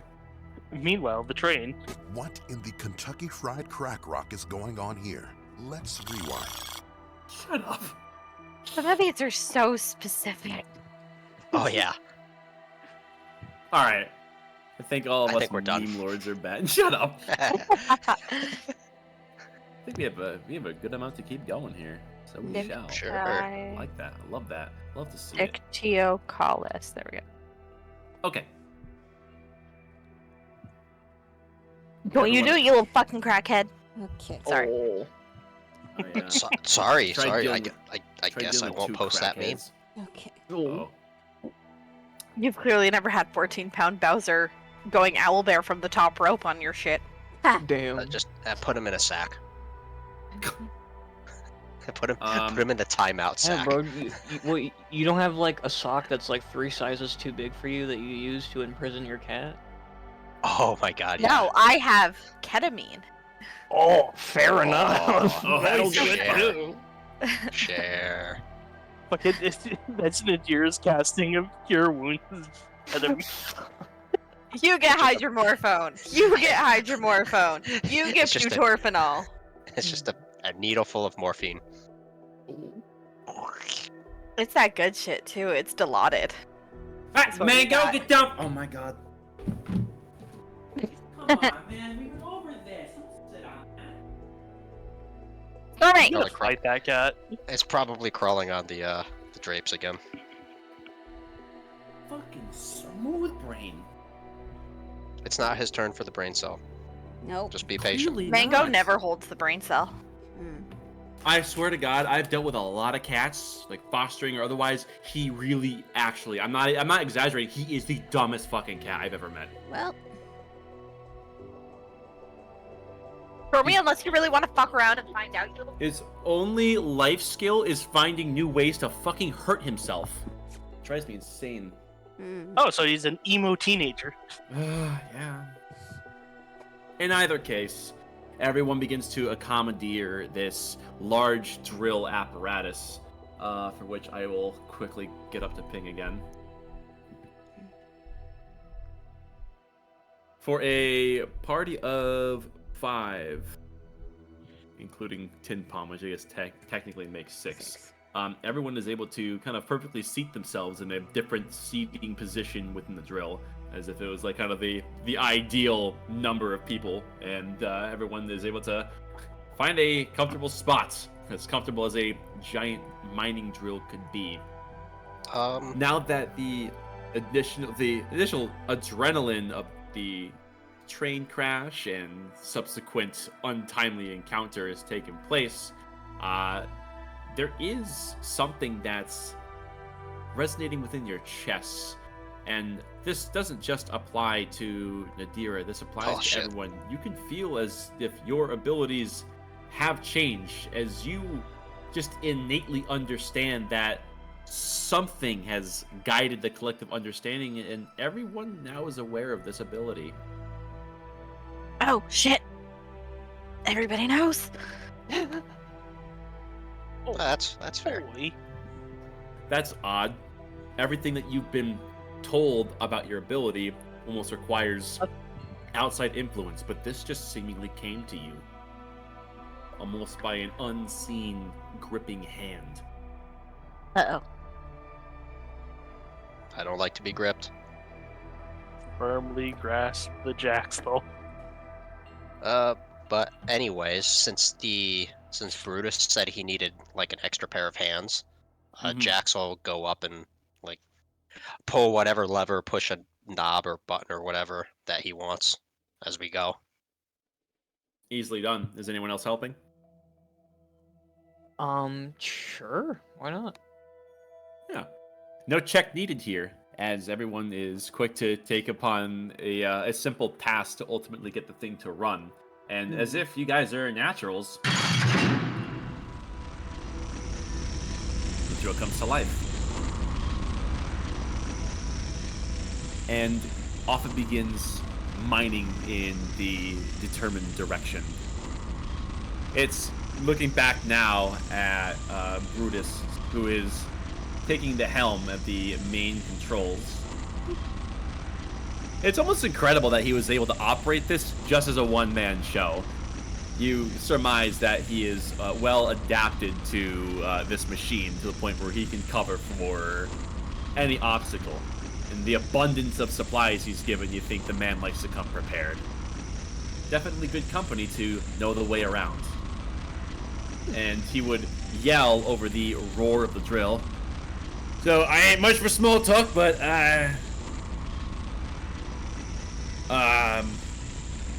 I can see that. Yeah.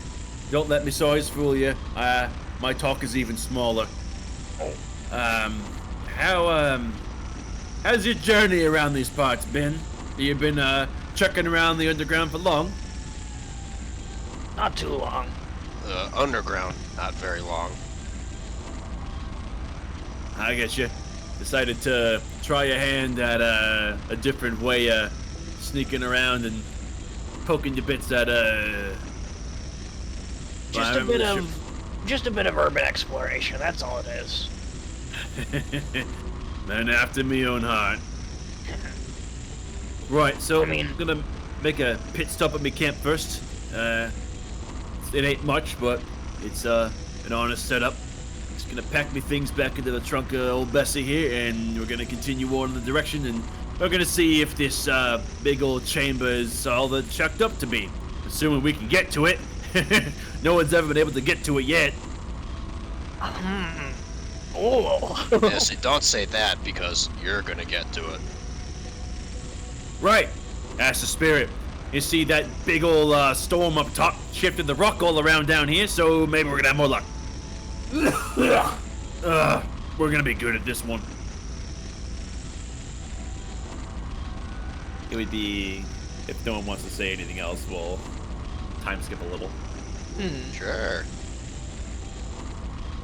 It's about a half hour of this retracing through a tunnel that it's already created off in a separate direction before it comes to a brief pause. And there's a small camp that is established in a very large open cavern before you see Brutus kind of jumps off and begins to wrap up some provisions that were put down. It's a little crevice, and you can see there is a campfire that he made. And there's a bunch of stuff that's spread out.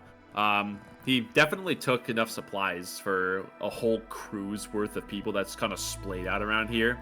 You think that he took some luxury in the abundance and packs up an entire camp's worth of supplies in around 10 minutes of time. You can see that when he gets into his workflow of being hard working with his hands, he definitely gets laser focused. You think that a dwarven work ethic is well placed on this man.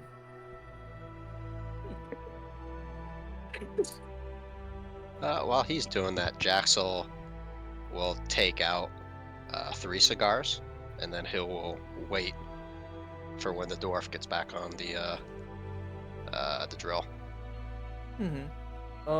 Cobweb would sort of poke his head out and shout down, Hey, there's something I've been wondering. It's actually pretty convenient that you showed up. I reckon it's, what are those fancy wibbly wobblies call them? Fate or something like that?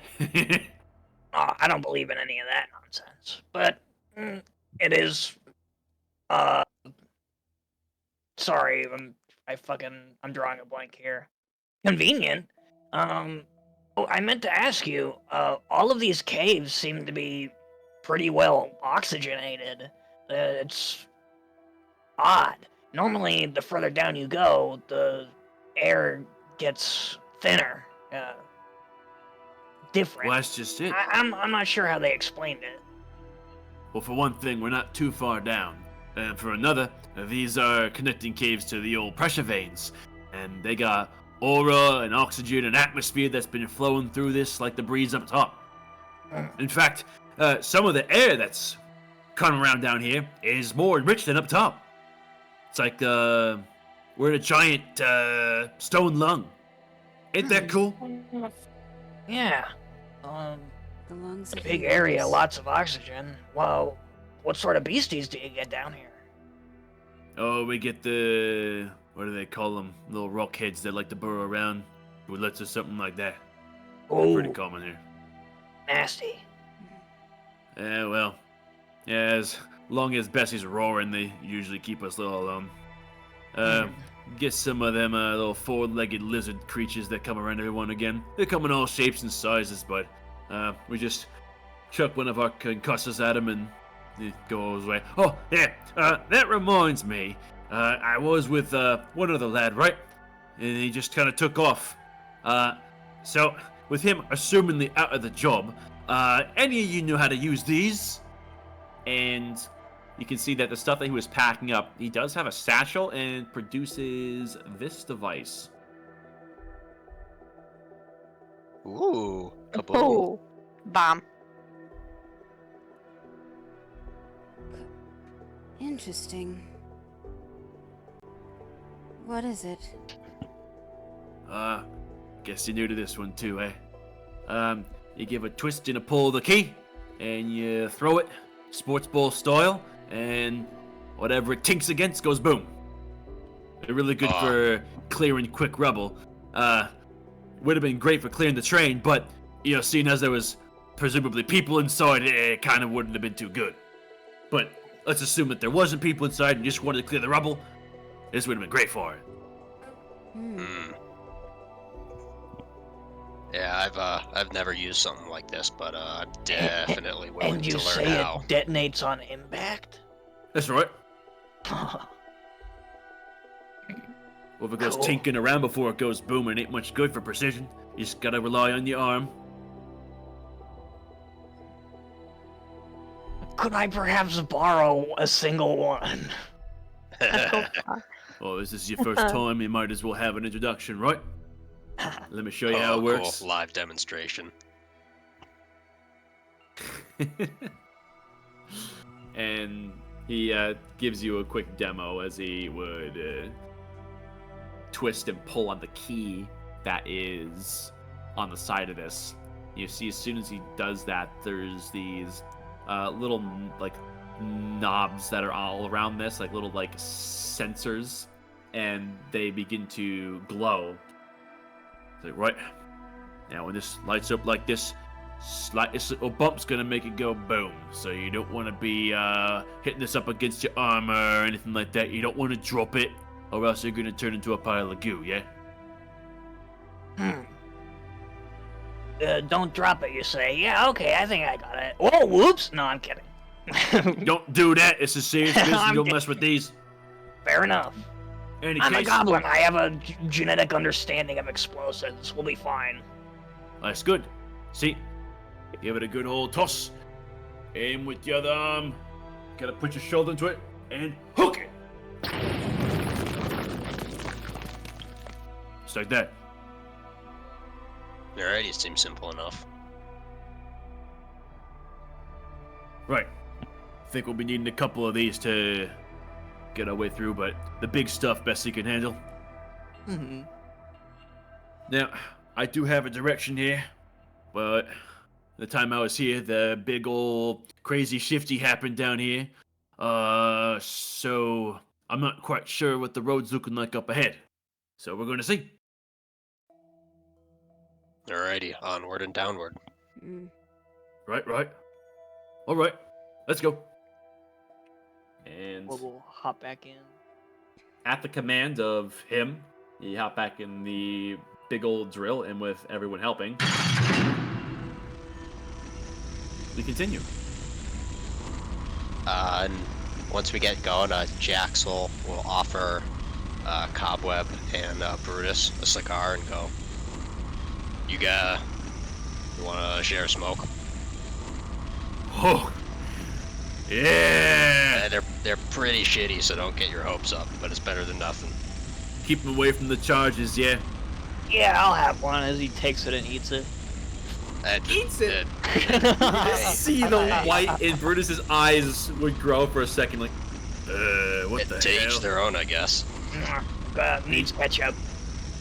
He takes his own and he gives it a sniff beneath the nose, and you see he kind of perks up a little bit. Oh, well, this is just something, isn't it? Oh, just like my grandpuppies before his stopped growing out long ago. Where'd you get something like this? This is sweet. I've had these for a long time, keeping them real safe, and you seem like a generous person with your helping us do our thing and all. I feel like you're willing to share. You're warming you me got nothing heart. to mind. Oh, yeah. I'm honored. I can tell that this is an import. This is good stuff. I appreciate you. Yeah, and then Jax will light him up, and then he'll light himself up. And just start a little puff. Brutus accepts your words without question, and you share a cigar as you continue down in the direction a good 20-30 minutes of time progress. As there's some minor bits of stone that Bessie mines through before you come across a huge sheared crevice in the earth that opens up on the way forward. And Brutus looks over and he kind of calls over the roar of the engine to everyone. Would you look at that? The way's opened up, cracked in half like an egg. I reckon we ain't gonna have to do new digging at all. Daddy goes ahead And and looks ahead at the crevice. Roll perception as you approach this large, newly opened crack in the earth. Nice. 19. Nice.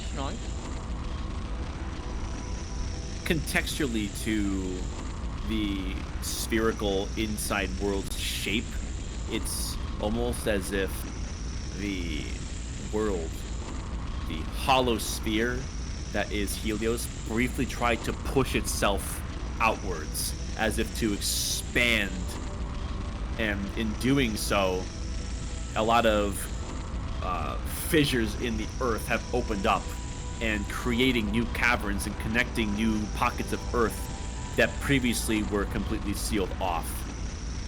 It's very strange because you know that this structure is reinforced with heliostone.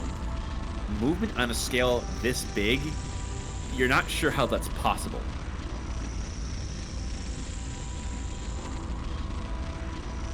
Something's not right. Hey, The what's that? I'm looking at the heliostone here. There's evidence of expansion. Well, then we better get to it quick before everyone gets the same idea. That's We're lucky that we were excavating before this happened. No, you don't understand. Something outside of human control did something like this. Heliostone is not easily manipulated like this. Well, I reckon not, but there are tales of heliostone stuffing wobblers moving around before, right?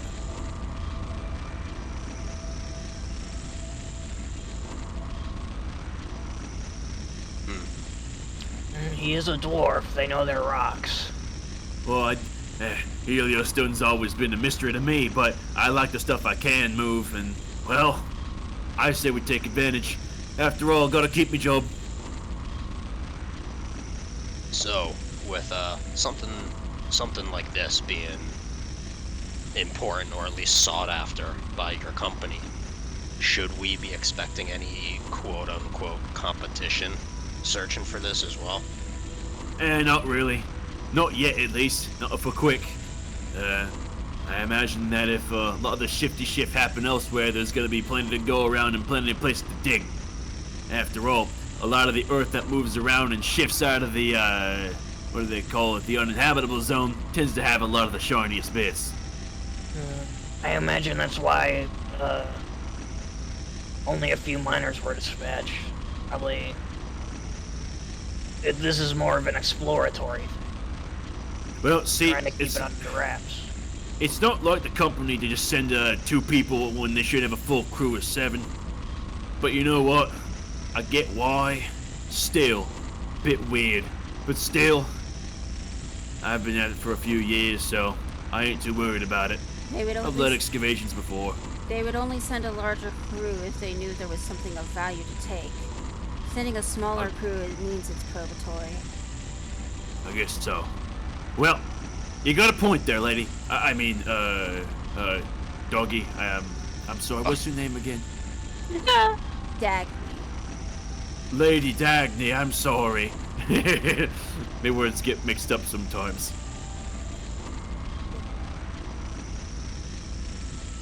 Well, you know what? If you... Oh, you go. Let's see here. Why don't we put Bessie to a rest? Gonna save up on the energy she's got. Yeah, hold on. This is quite the crevice. I reckon we might be close now. Not that I know the exact location, but look at the stone, the way it's all wobbly. Not the heliostone, the stone. This is what we were hoping to see. I just look at what he's pointing at. You can see that there's a shift within the rock that has these almost spindly black dark stone that's intermingling with the regular stone that you've been mining through up until this point. A little unsettling, but you don't know very much about geology down here, so it's anyone's guess. And he does seem a bit excited at the spectacle, so this seems like a sign of promise, given it's unique. What is that?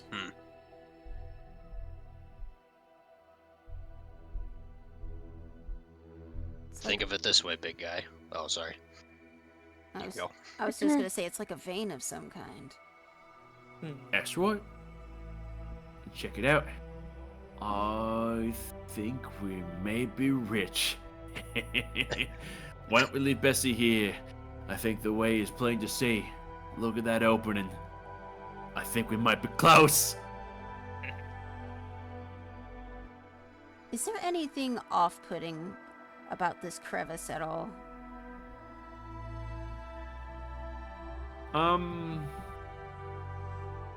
Roll investigation.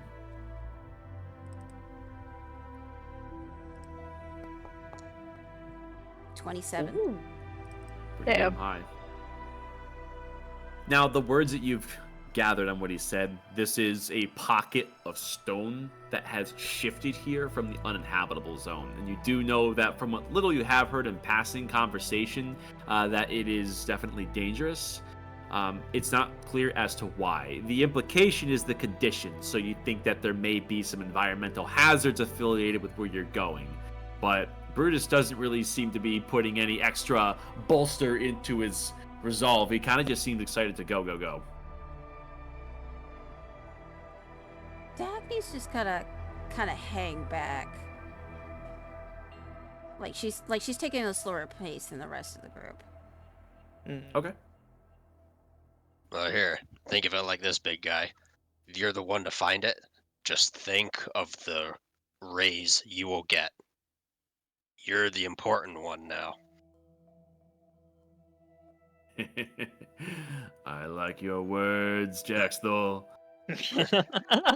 So, I say we get to digging, and Jacksville will summon another, like, eldritch pickaxe and do, like, the hammer flip with it, and kind of wait for Brutus's direction. With that, his pace quickens. He's definitely got a good speed going, even for a dwarf, as you approach this unsealed, large, dark cavern. And is everyone approaching? Yeah. Yeah. Sure. As we're approaching, I'm gonna go ahead and cast Mage Armor on myself. You do so. And eventually the threshold is crossed as this crevice in the earth gives way to a very large and dark, open cavern. The destination he was hoping to reach as you follow him inside. Oh, this doesn't at all seem like a trap. Who doesn't love a good cave battle map? Oh. Look at this. I reckon we've struck it big, yeah?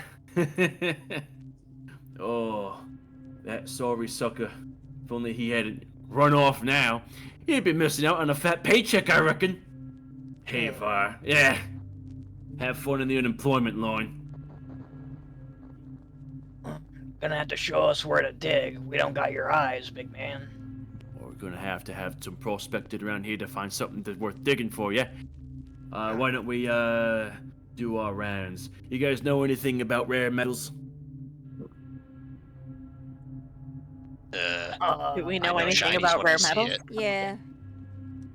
Why don't you guys, let's call this nature rolls to see if you can bring anything to memory about finding stones that are worth their Oh, weight. fuck. Hopefully in gold. Jax does not know rocks at all. Oh, let's go! Oh, wow. Dagny, you can recall on what you've read as a child about some precious metals, particularly what they look like in vein form. And Cobweb, you being on the underground, you can corroborate a lot of what she thinks. However, what kind of metals may reside here in the inside world may differ from the outside, but you have a pretty good indication of something that's more than just regular stone.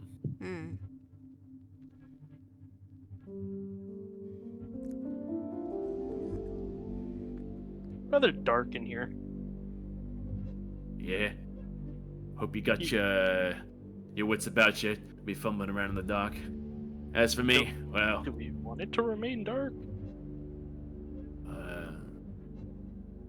well, if you can tough it out in the dark, I'd recommend it.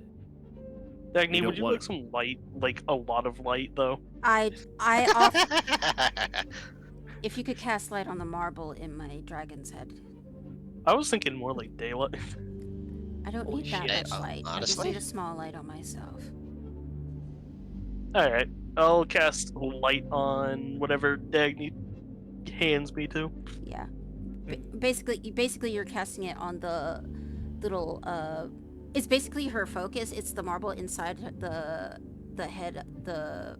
It's inside the mouth of her dragon's cave. Ping light? Yeah. Now, this is me just talking out loud.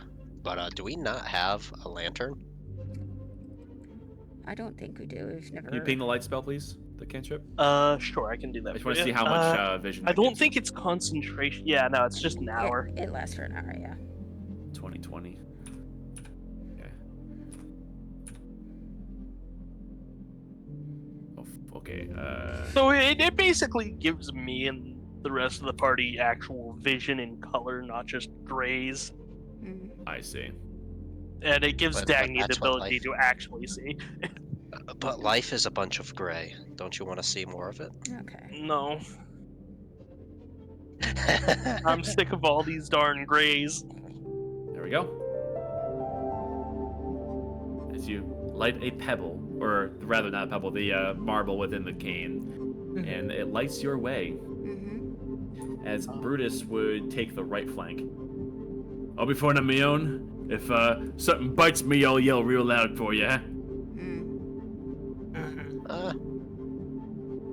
As he goes off and would survey this cliff face. Demon, is it like, aside from our footsteps, is it really fucking quiet in here? Very fucking quiet.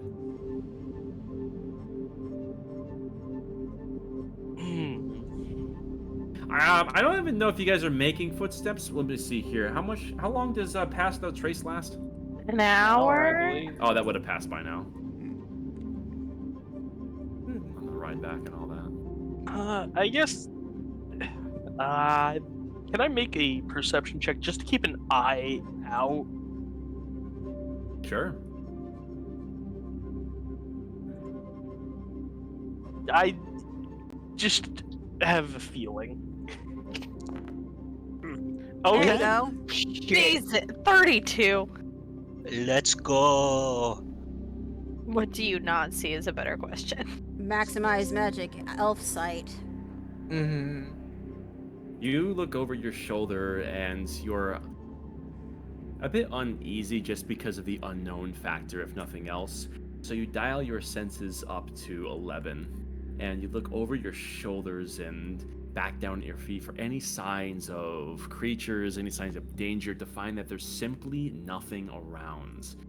Your eyes fall, and you're not sure for a split second you think that you're seeing things, or if you're playing tricks on yourself, or if there's otherworldly force in the mix. There's a lot of variables about you these days, but for a split second you think that you see shapes within the stone that resemble something deathly before you blink your eyes, and, well, there's nothing of such description. Huh. Oh shit, right where I was heading. I mean, I did just have a train accident, but also bad things tend to happen when you completely ignore your senses or instincts. So I guess since I saw Jaxlo going over here, I think I saw something in that direction. Whoa.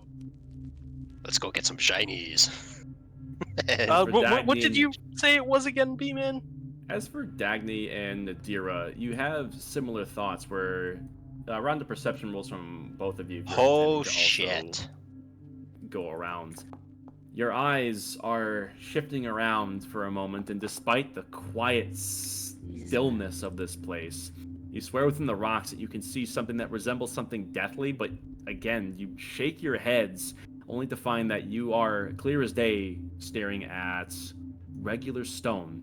And you stare for a while, and Dagny, you point your light marble towards it, and it's pretty certain that you are in fact looking at, well, nothing of significance, despite your eyes adjusting to the dark quite slowly. I am actually going to walk up to it and touch it. You touch it.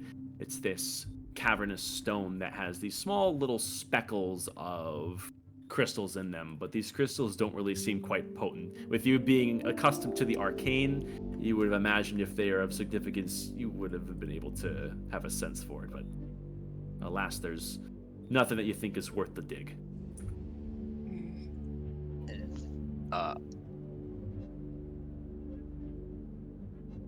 This might be kind of random, but with the deal I made with my patron, could I do like a, I don't know, like prayer, quote unquote, thing to see if there might be anything of note that that it would want me to be looking around for here? You can certainly try. You think that Okay. in terms of reaching out to your deity, the Heliostone world for which you're enclosed would block your perception, unless if you channel the radiance within your soul. Yeah, sure, why not? All right. Roll religion. Where are you, Those are the religion? words that everyone who has ever detonated says before detonating. Oh, that's not that bad. Could be Oh, yeah. much worse. You, within yourself, have a very poor understanding on the greater powers that give you the abilities you possess. So, when you open your mind and call upon the connection to Helios to expand your perception, you're not quite sure who's on the other end, if anyone at all. Oh shit. But you can feel that there is something on that far end, and there's almost a kinship that greets you with the shadows that are crawling all around you. And you have a heightened sense of awareness, at least to anything that might be a threat. Threat detection, I imagine, is something you'd want to find before looking for shinies. Correct me if I'm mistaken. Oh yeah, definitely. Like if there's anything that will do a pop out from the shadows, yeah. Let me see. Did you already roll perception? No, I did not. Why don't you roll it with advantage? Ooh. What do you see, Jaxful? Oh, thank God for advantage. Ooh. Let's go. Dirty 20. For a brief moment, you can feel the duality within you with the echo, as if a partial manifestation sweeps around you to find nothing of note. However, as that connection closes with your deity, you do fall to your knees suddenly, and you grow very weak for a moment or around time, you are paralyzed. And, of course, Brutus does see and hear this. With this extremely quiet cavern, it's a loud event. Oh, wait, there. You alright? I don't think I can't speak during paralyzed, right? I think falteringly. Yeah, you can speak faltering.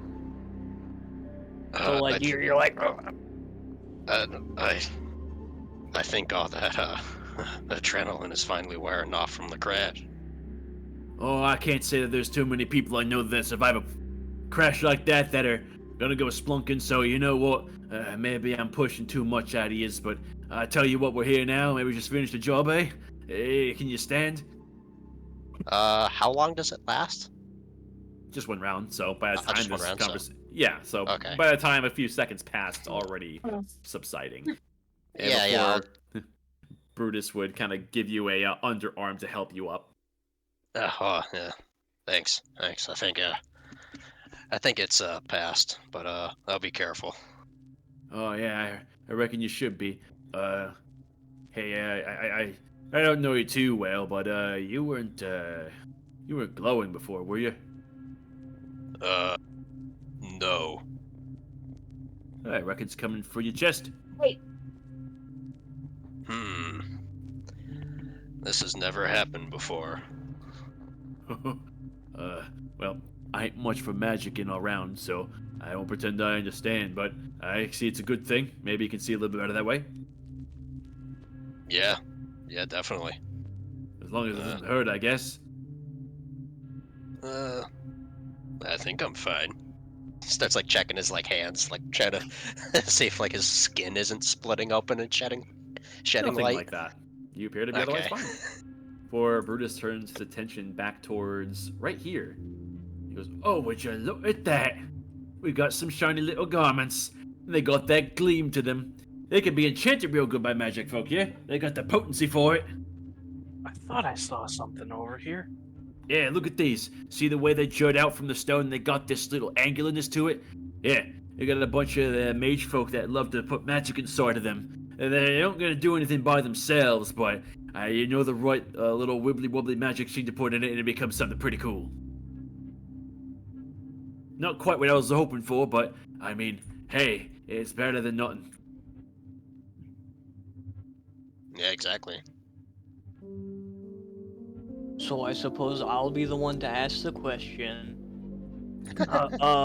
What's up with the dead guy?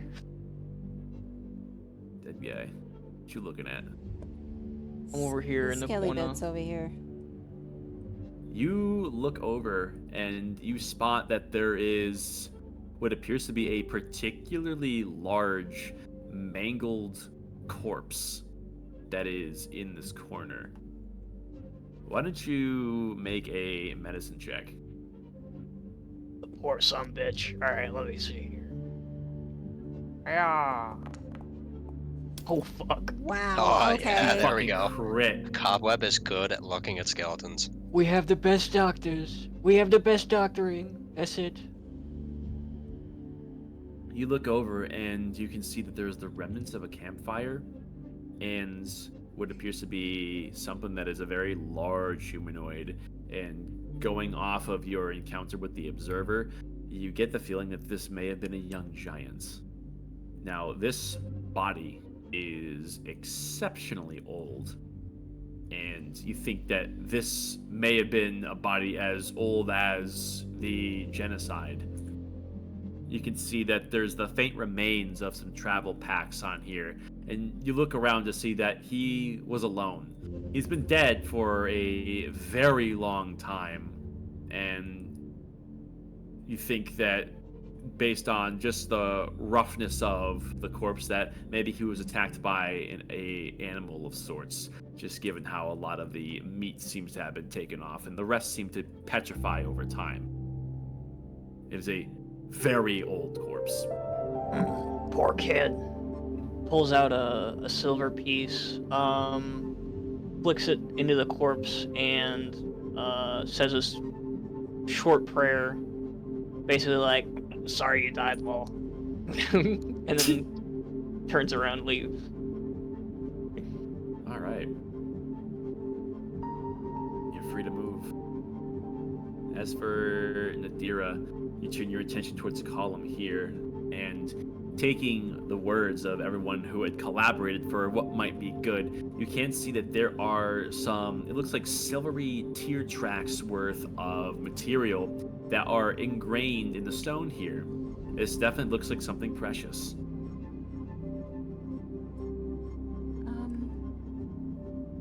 Do I see this right here? The old arm. You take a look on the ground, and you too are looking at something that is a bit grisly. But you take a closer look, and you can in fact see that there are a couple of bones that are strewn about. However, it's less of a bony material and more like stone. These are petrified remains of, at one point, may have been a fallen adventurer from a very long time ago.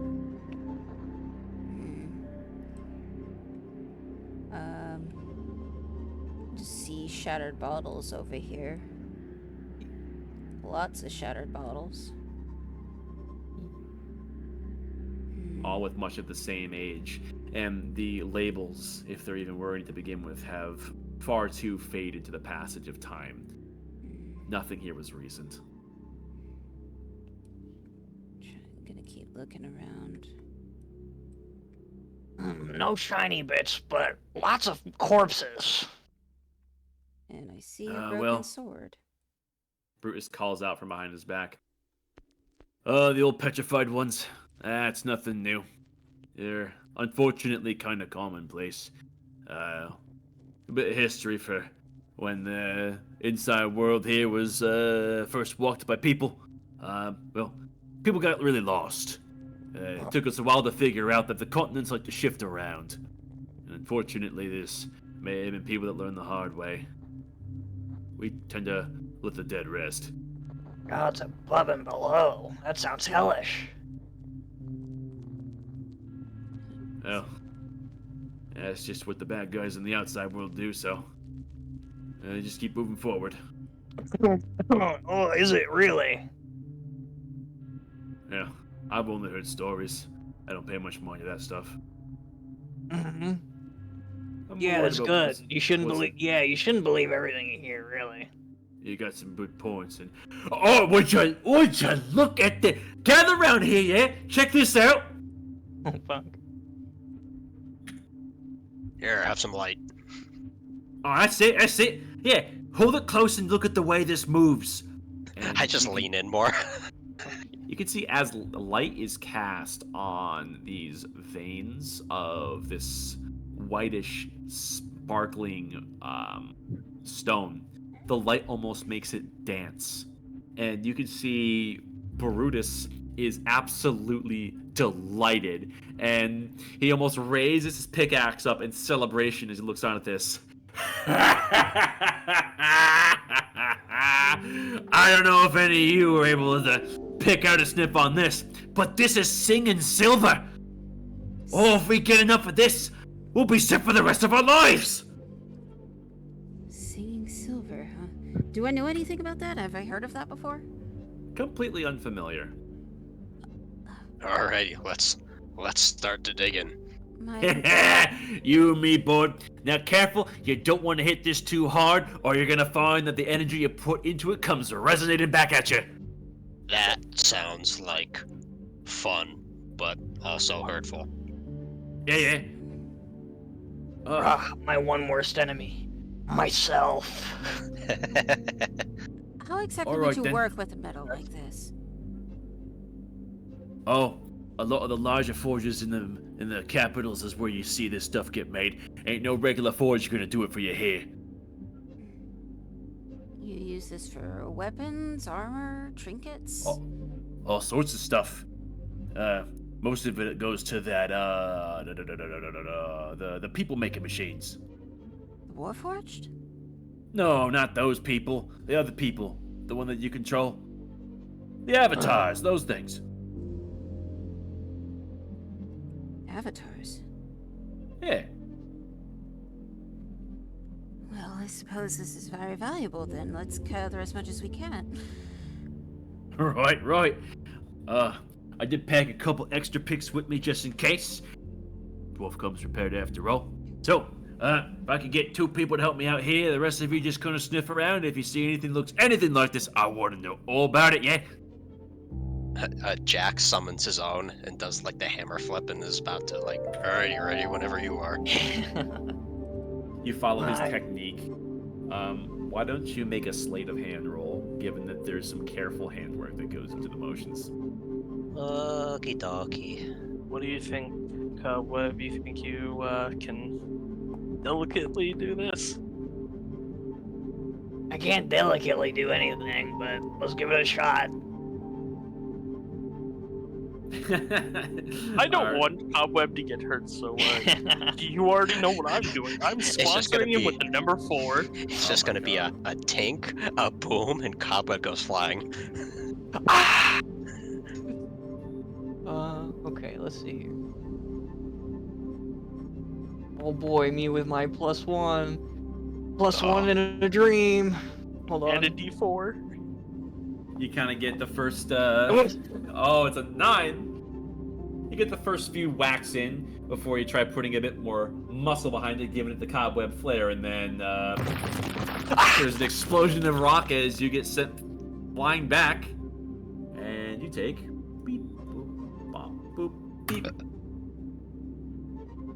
7 bludgeoning damage as you land hard on the ground, as this material is definitely very sensitive to direct impact. Oh, damn. Open at him. You made a stern of stuff, yeah? Yeah, you're right. As he props himself up with the fucking pig. You know, singing silver. You know what they call it in the olden times? Stinging silver. Now you know why. Yeah, I guess so. Okay. I guess I'll just give Jaxtel help.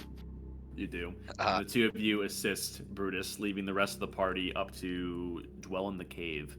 Yeah. I'd start moving around again. Wait, can I make multiple glowing rocks?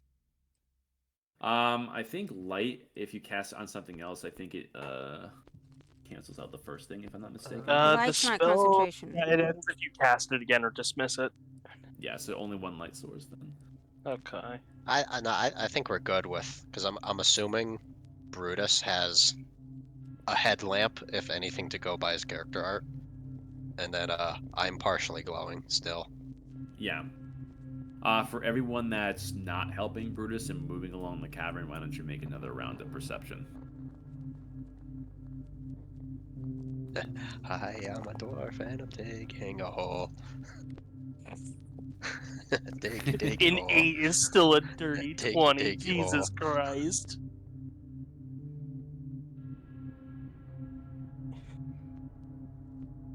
All right, let's see. Dagny, you check the upper levels here, and you find that there is some signs of greenery.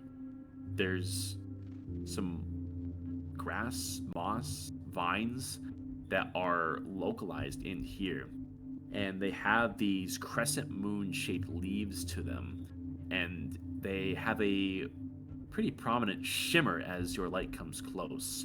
They definitely look special. You've never seen anything like it, even in the inside world.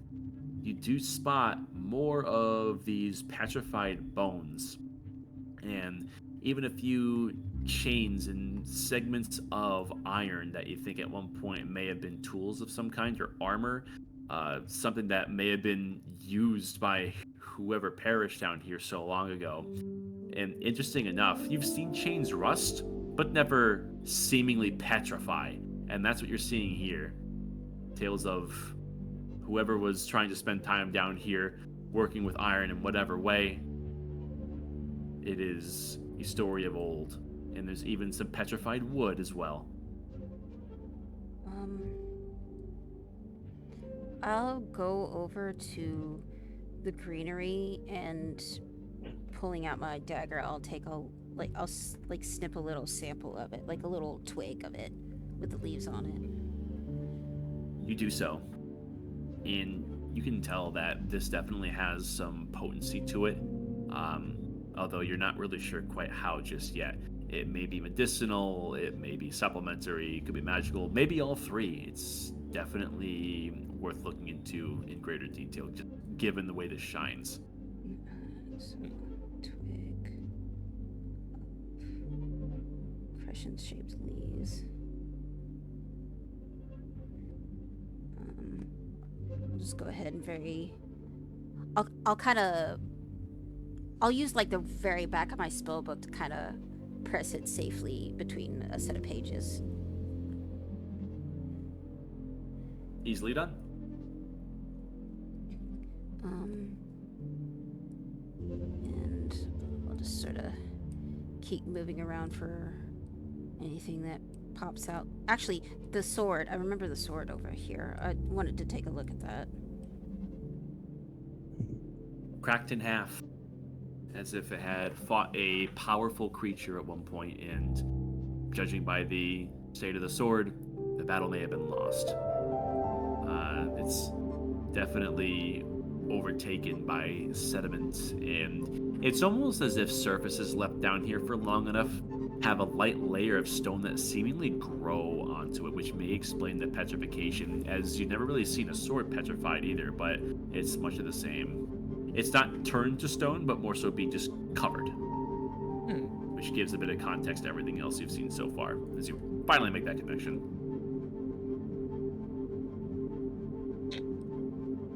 I think at that point, she just kind of regroups with the others. Just sort of keeping her distance, and she'll sort of sit on the ground and meditate. You do so. The silence that has been broken up by the loud clanging of your friends over here is a bit of a duality. And before long, everyone would conclude, and you managed to isolate a lot of the raw silver veins. It's almost kind of like a long vine that you dug around, and then the three of you would 1, 2, 3 up. You extract this long silver vine, essentially shape, and the three of you are carrying it, almost like a large tree trunk. That's it. We're gonna get this thing back now, yeah? Yes, sir. Right on. Cobweb's like hanging off the back end of it, pretending to help.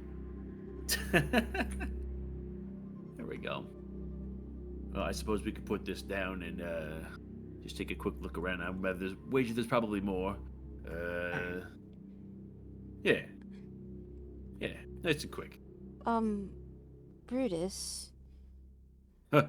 I've noticed some of the things around here. There's been bones and broken glass and broken sword, and they're all in different states of petrification, like it happened over time. Yeah, bodies are usually kind of a rare sight, given that there wasn't a whole lot of people that came here, so, seeing a lot of them, well, it's history, if we don't see fresh blood on the ground. If it did, then obviously it'd be a little, air for concern.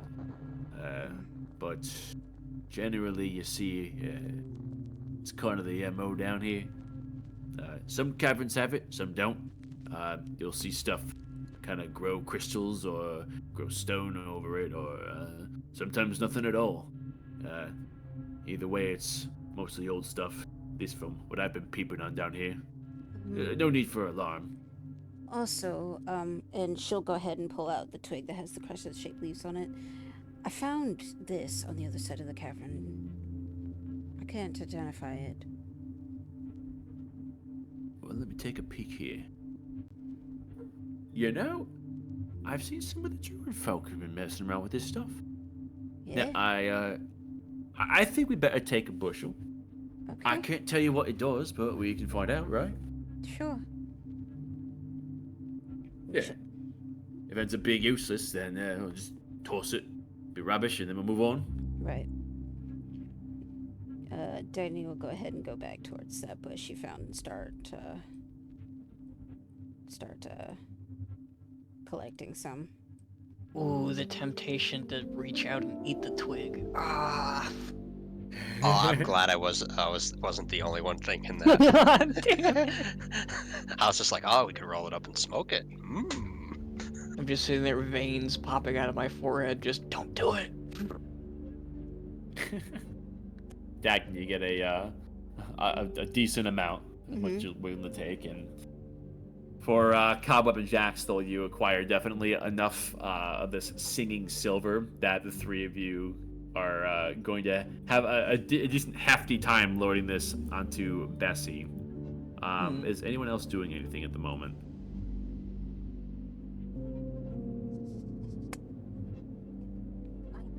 Jesus. I guess while I'm loading all this stuff up, I'll just kind of do like a sweep to see if I see anything out of the ordinary. You may roll one more round of perception. I was hoping to look for maybe those materials. I am don't blind. see shit. It's just, this silver's pretty fucking sweet. Yeah. You have been a bit winded by your work, combined with the fact that even the day's just started, you've already had a train wreck, which, although that doesn't ail you physically, it's definitely on your minds, combined with who knows what other factors, but there's just simply nothing that catches your eye. It's an empty, silent cave. That's kind of worrying in its own way, but nonetheless. Silver.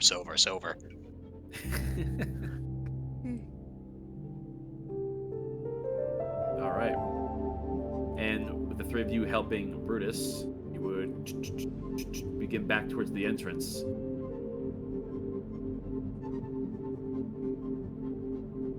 And back you go. Has Nadir just been hanging out in the dark? Pretty much. 1,000 yards staring for forever. All right. Dude, nothing in the dark.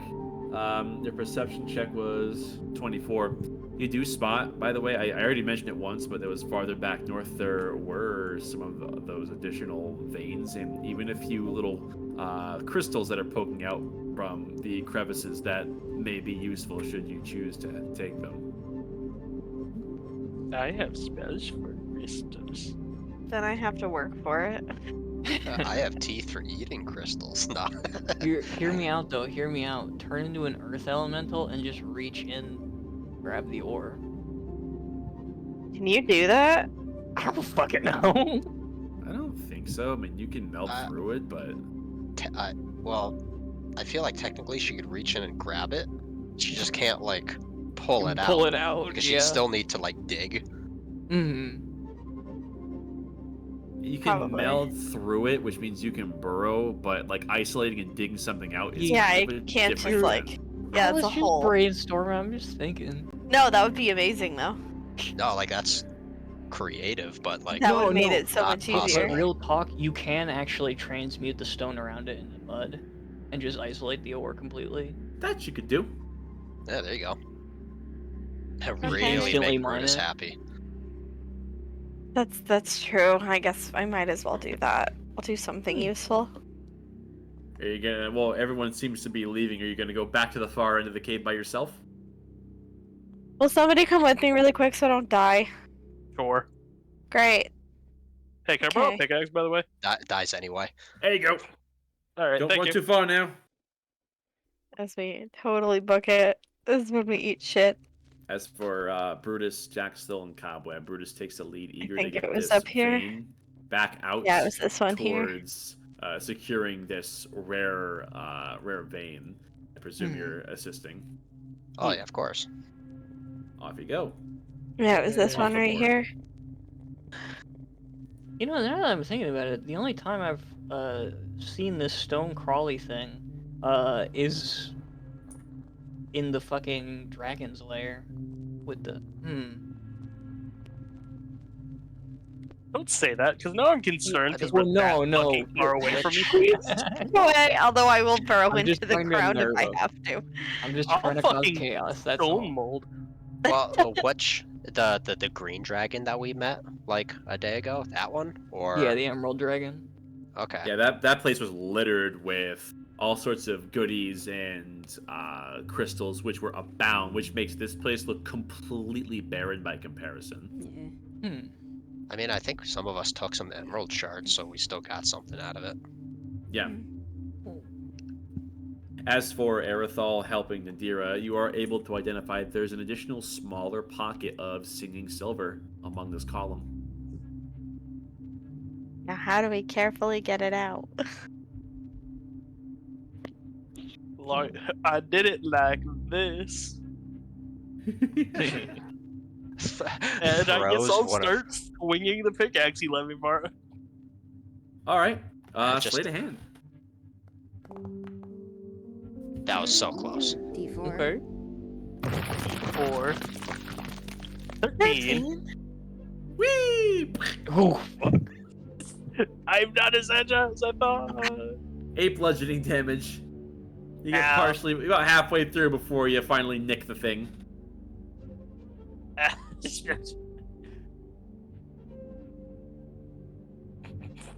I suppose I could try. Can I pick up the axe and try to swing? Sure, you can try to copy his technique, even though it evidently wasn't Technique. perfect. That's a slate of hand roll. Technique. Okay. No, even worse. That's 6 bludgeoning. Mhm. Looks like you need to have a careful hand when you mine this stuff. A careful hand which neither of you seem to possess. Man, right now would be a perfect time to be a rogue. The hard ground would echo both of your impacts as you both collectively fail to extract this. And the impacts echo almost like a cannon blast through this deathly silent chamber. Oh, God. The amount of noise you make is definitely unsettling and a bit more than you wanted. As it rings out, slowly fades, and then nothing. Okay, well, rather than push our luck, I say we go. Didn't you say you also spotted gems or something? They're around the same area. Yeah. Yeah, there's a bunch Yeah. of shiny things. Did- I would just impale it as an earth elemental, but that's not exactly graceful. It's just gems and spells, and they're very fucking expensive. I know, they're worth a lot of money. Well, that and casting the spell. Fucking. Some of my spells are insane. Yeah, I don't actually have many spells that would be very helpful in this case. Oh! I suppose maybe that could help. Could this help? Would this work? I swear to God, if you fucking cast Stone Shape, I'm gonna scream. No, I'm not gonna cast that. Could I DM? Because I don't know if it would work in this way. Could I? Maybe it would make everything fuck it up. I might fuck this up. I'm just gonna ask. Could I theoretically cast this on the rock and turn it into a giant puddle of mud and then pick all the stuff out of the mud? Let's see. Or does that turn everything into Gillette, shiny mud? Let's scoop it up for later. It's non-magical rock of any sort. I don't think it would target metal at all. All the metal and gems, and then I could just pick the stuff out of the mud. I don't see why this wouldn't work, as it wouldn't affect this magic latent stuff you're trying to get out. Yeah, this can in fact work. Cool, I want to make that rock a pile of mud so I can pick all the shit out of it. I will assist with picking up the shit.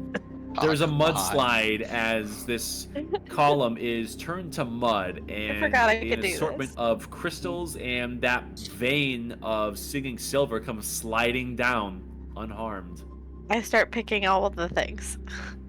The vein is quite heavy. You'll need Arethal's help. Erithal, get your ass over here. Okay.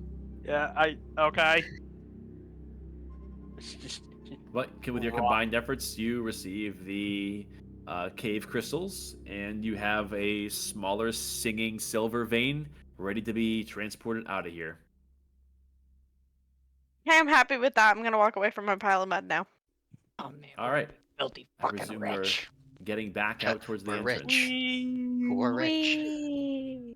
We're rich. Oh, hi, Dagny. Boy, we hit a vein of silver as wide as a locomotive. That's a very obscure reference. My bad. Is that from that game where you dig for oil?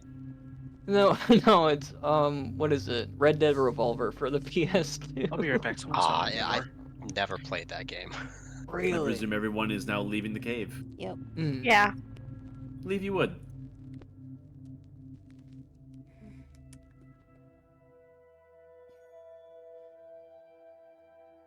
Taking what your successful mining adventure has yielded back to Bessie, you would load these precious veins of singing silver into the compartments.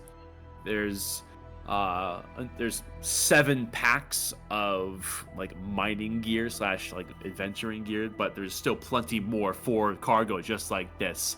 And place it in there you would, and there is a very happy Brutus who is looking at the yield. Not 1, but 2.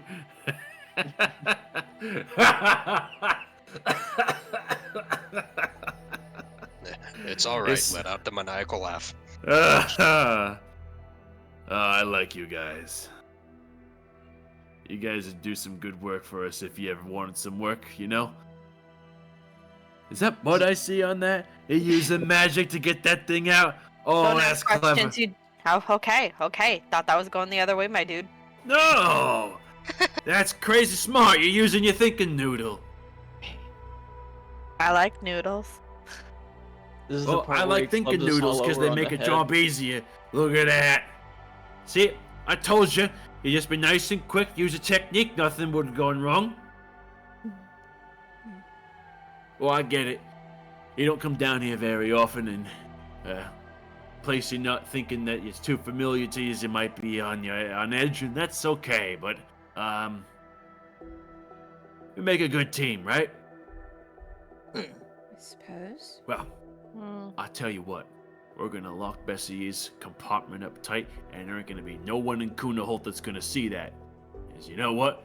You can't trust people when you leave everything parked without anybody to keep an eye on the shinies, eh?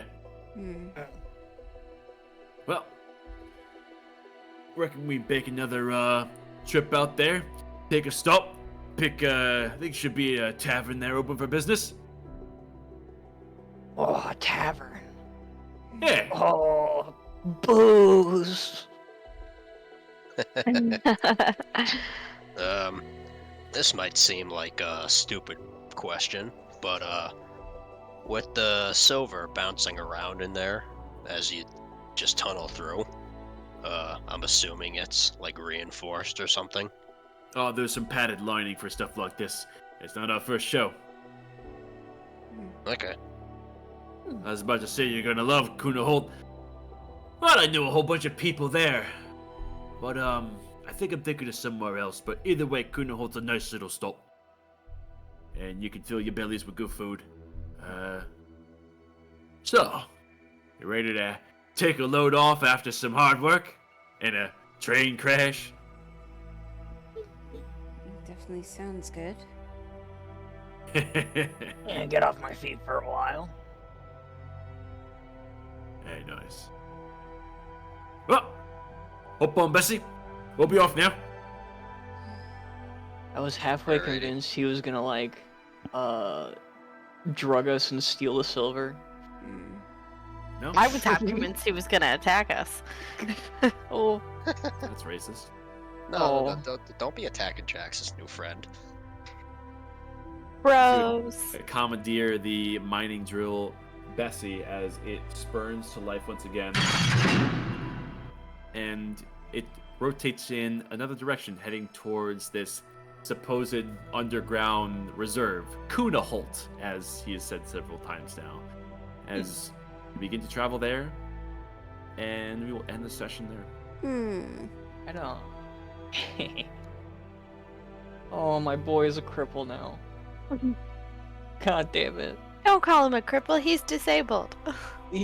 Oh, my boy. God damn it. Why couldn't he Now just you get make the better fucking parking with save? the handicap Muda. pass. I literally looked at all my spells and all the healings when we're we don't affect the undead or constructs. Mm. Man, this is why clerics are bullshit. They don't fuck with robots like that. Look, I'm Get sorry, an we don't have an artificer. Yeah, if only you had an artificer, because their mending does like 2d4 plus 4 or something like that as a That's cantrip. Right. Oof. Well. Alright, I'll catch y'all later. Yeah, good night, everybody. Goodbye.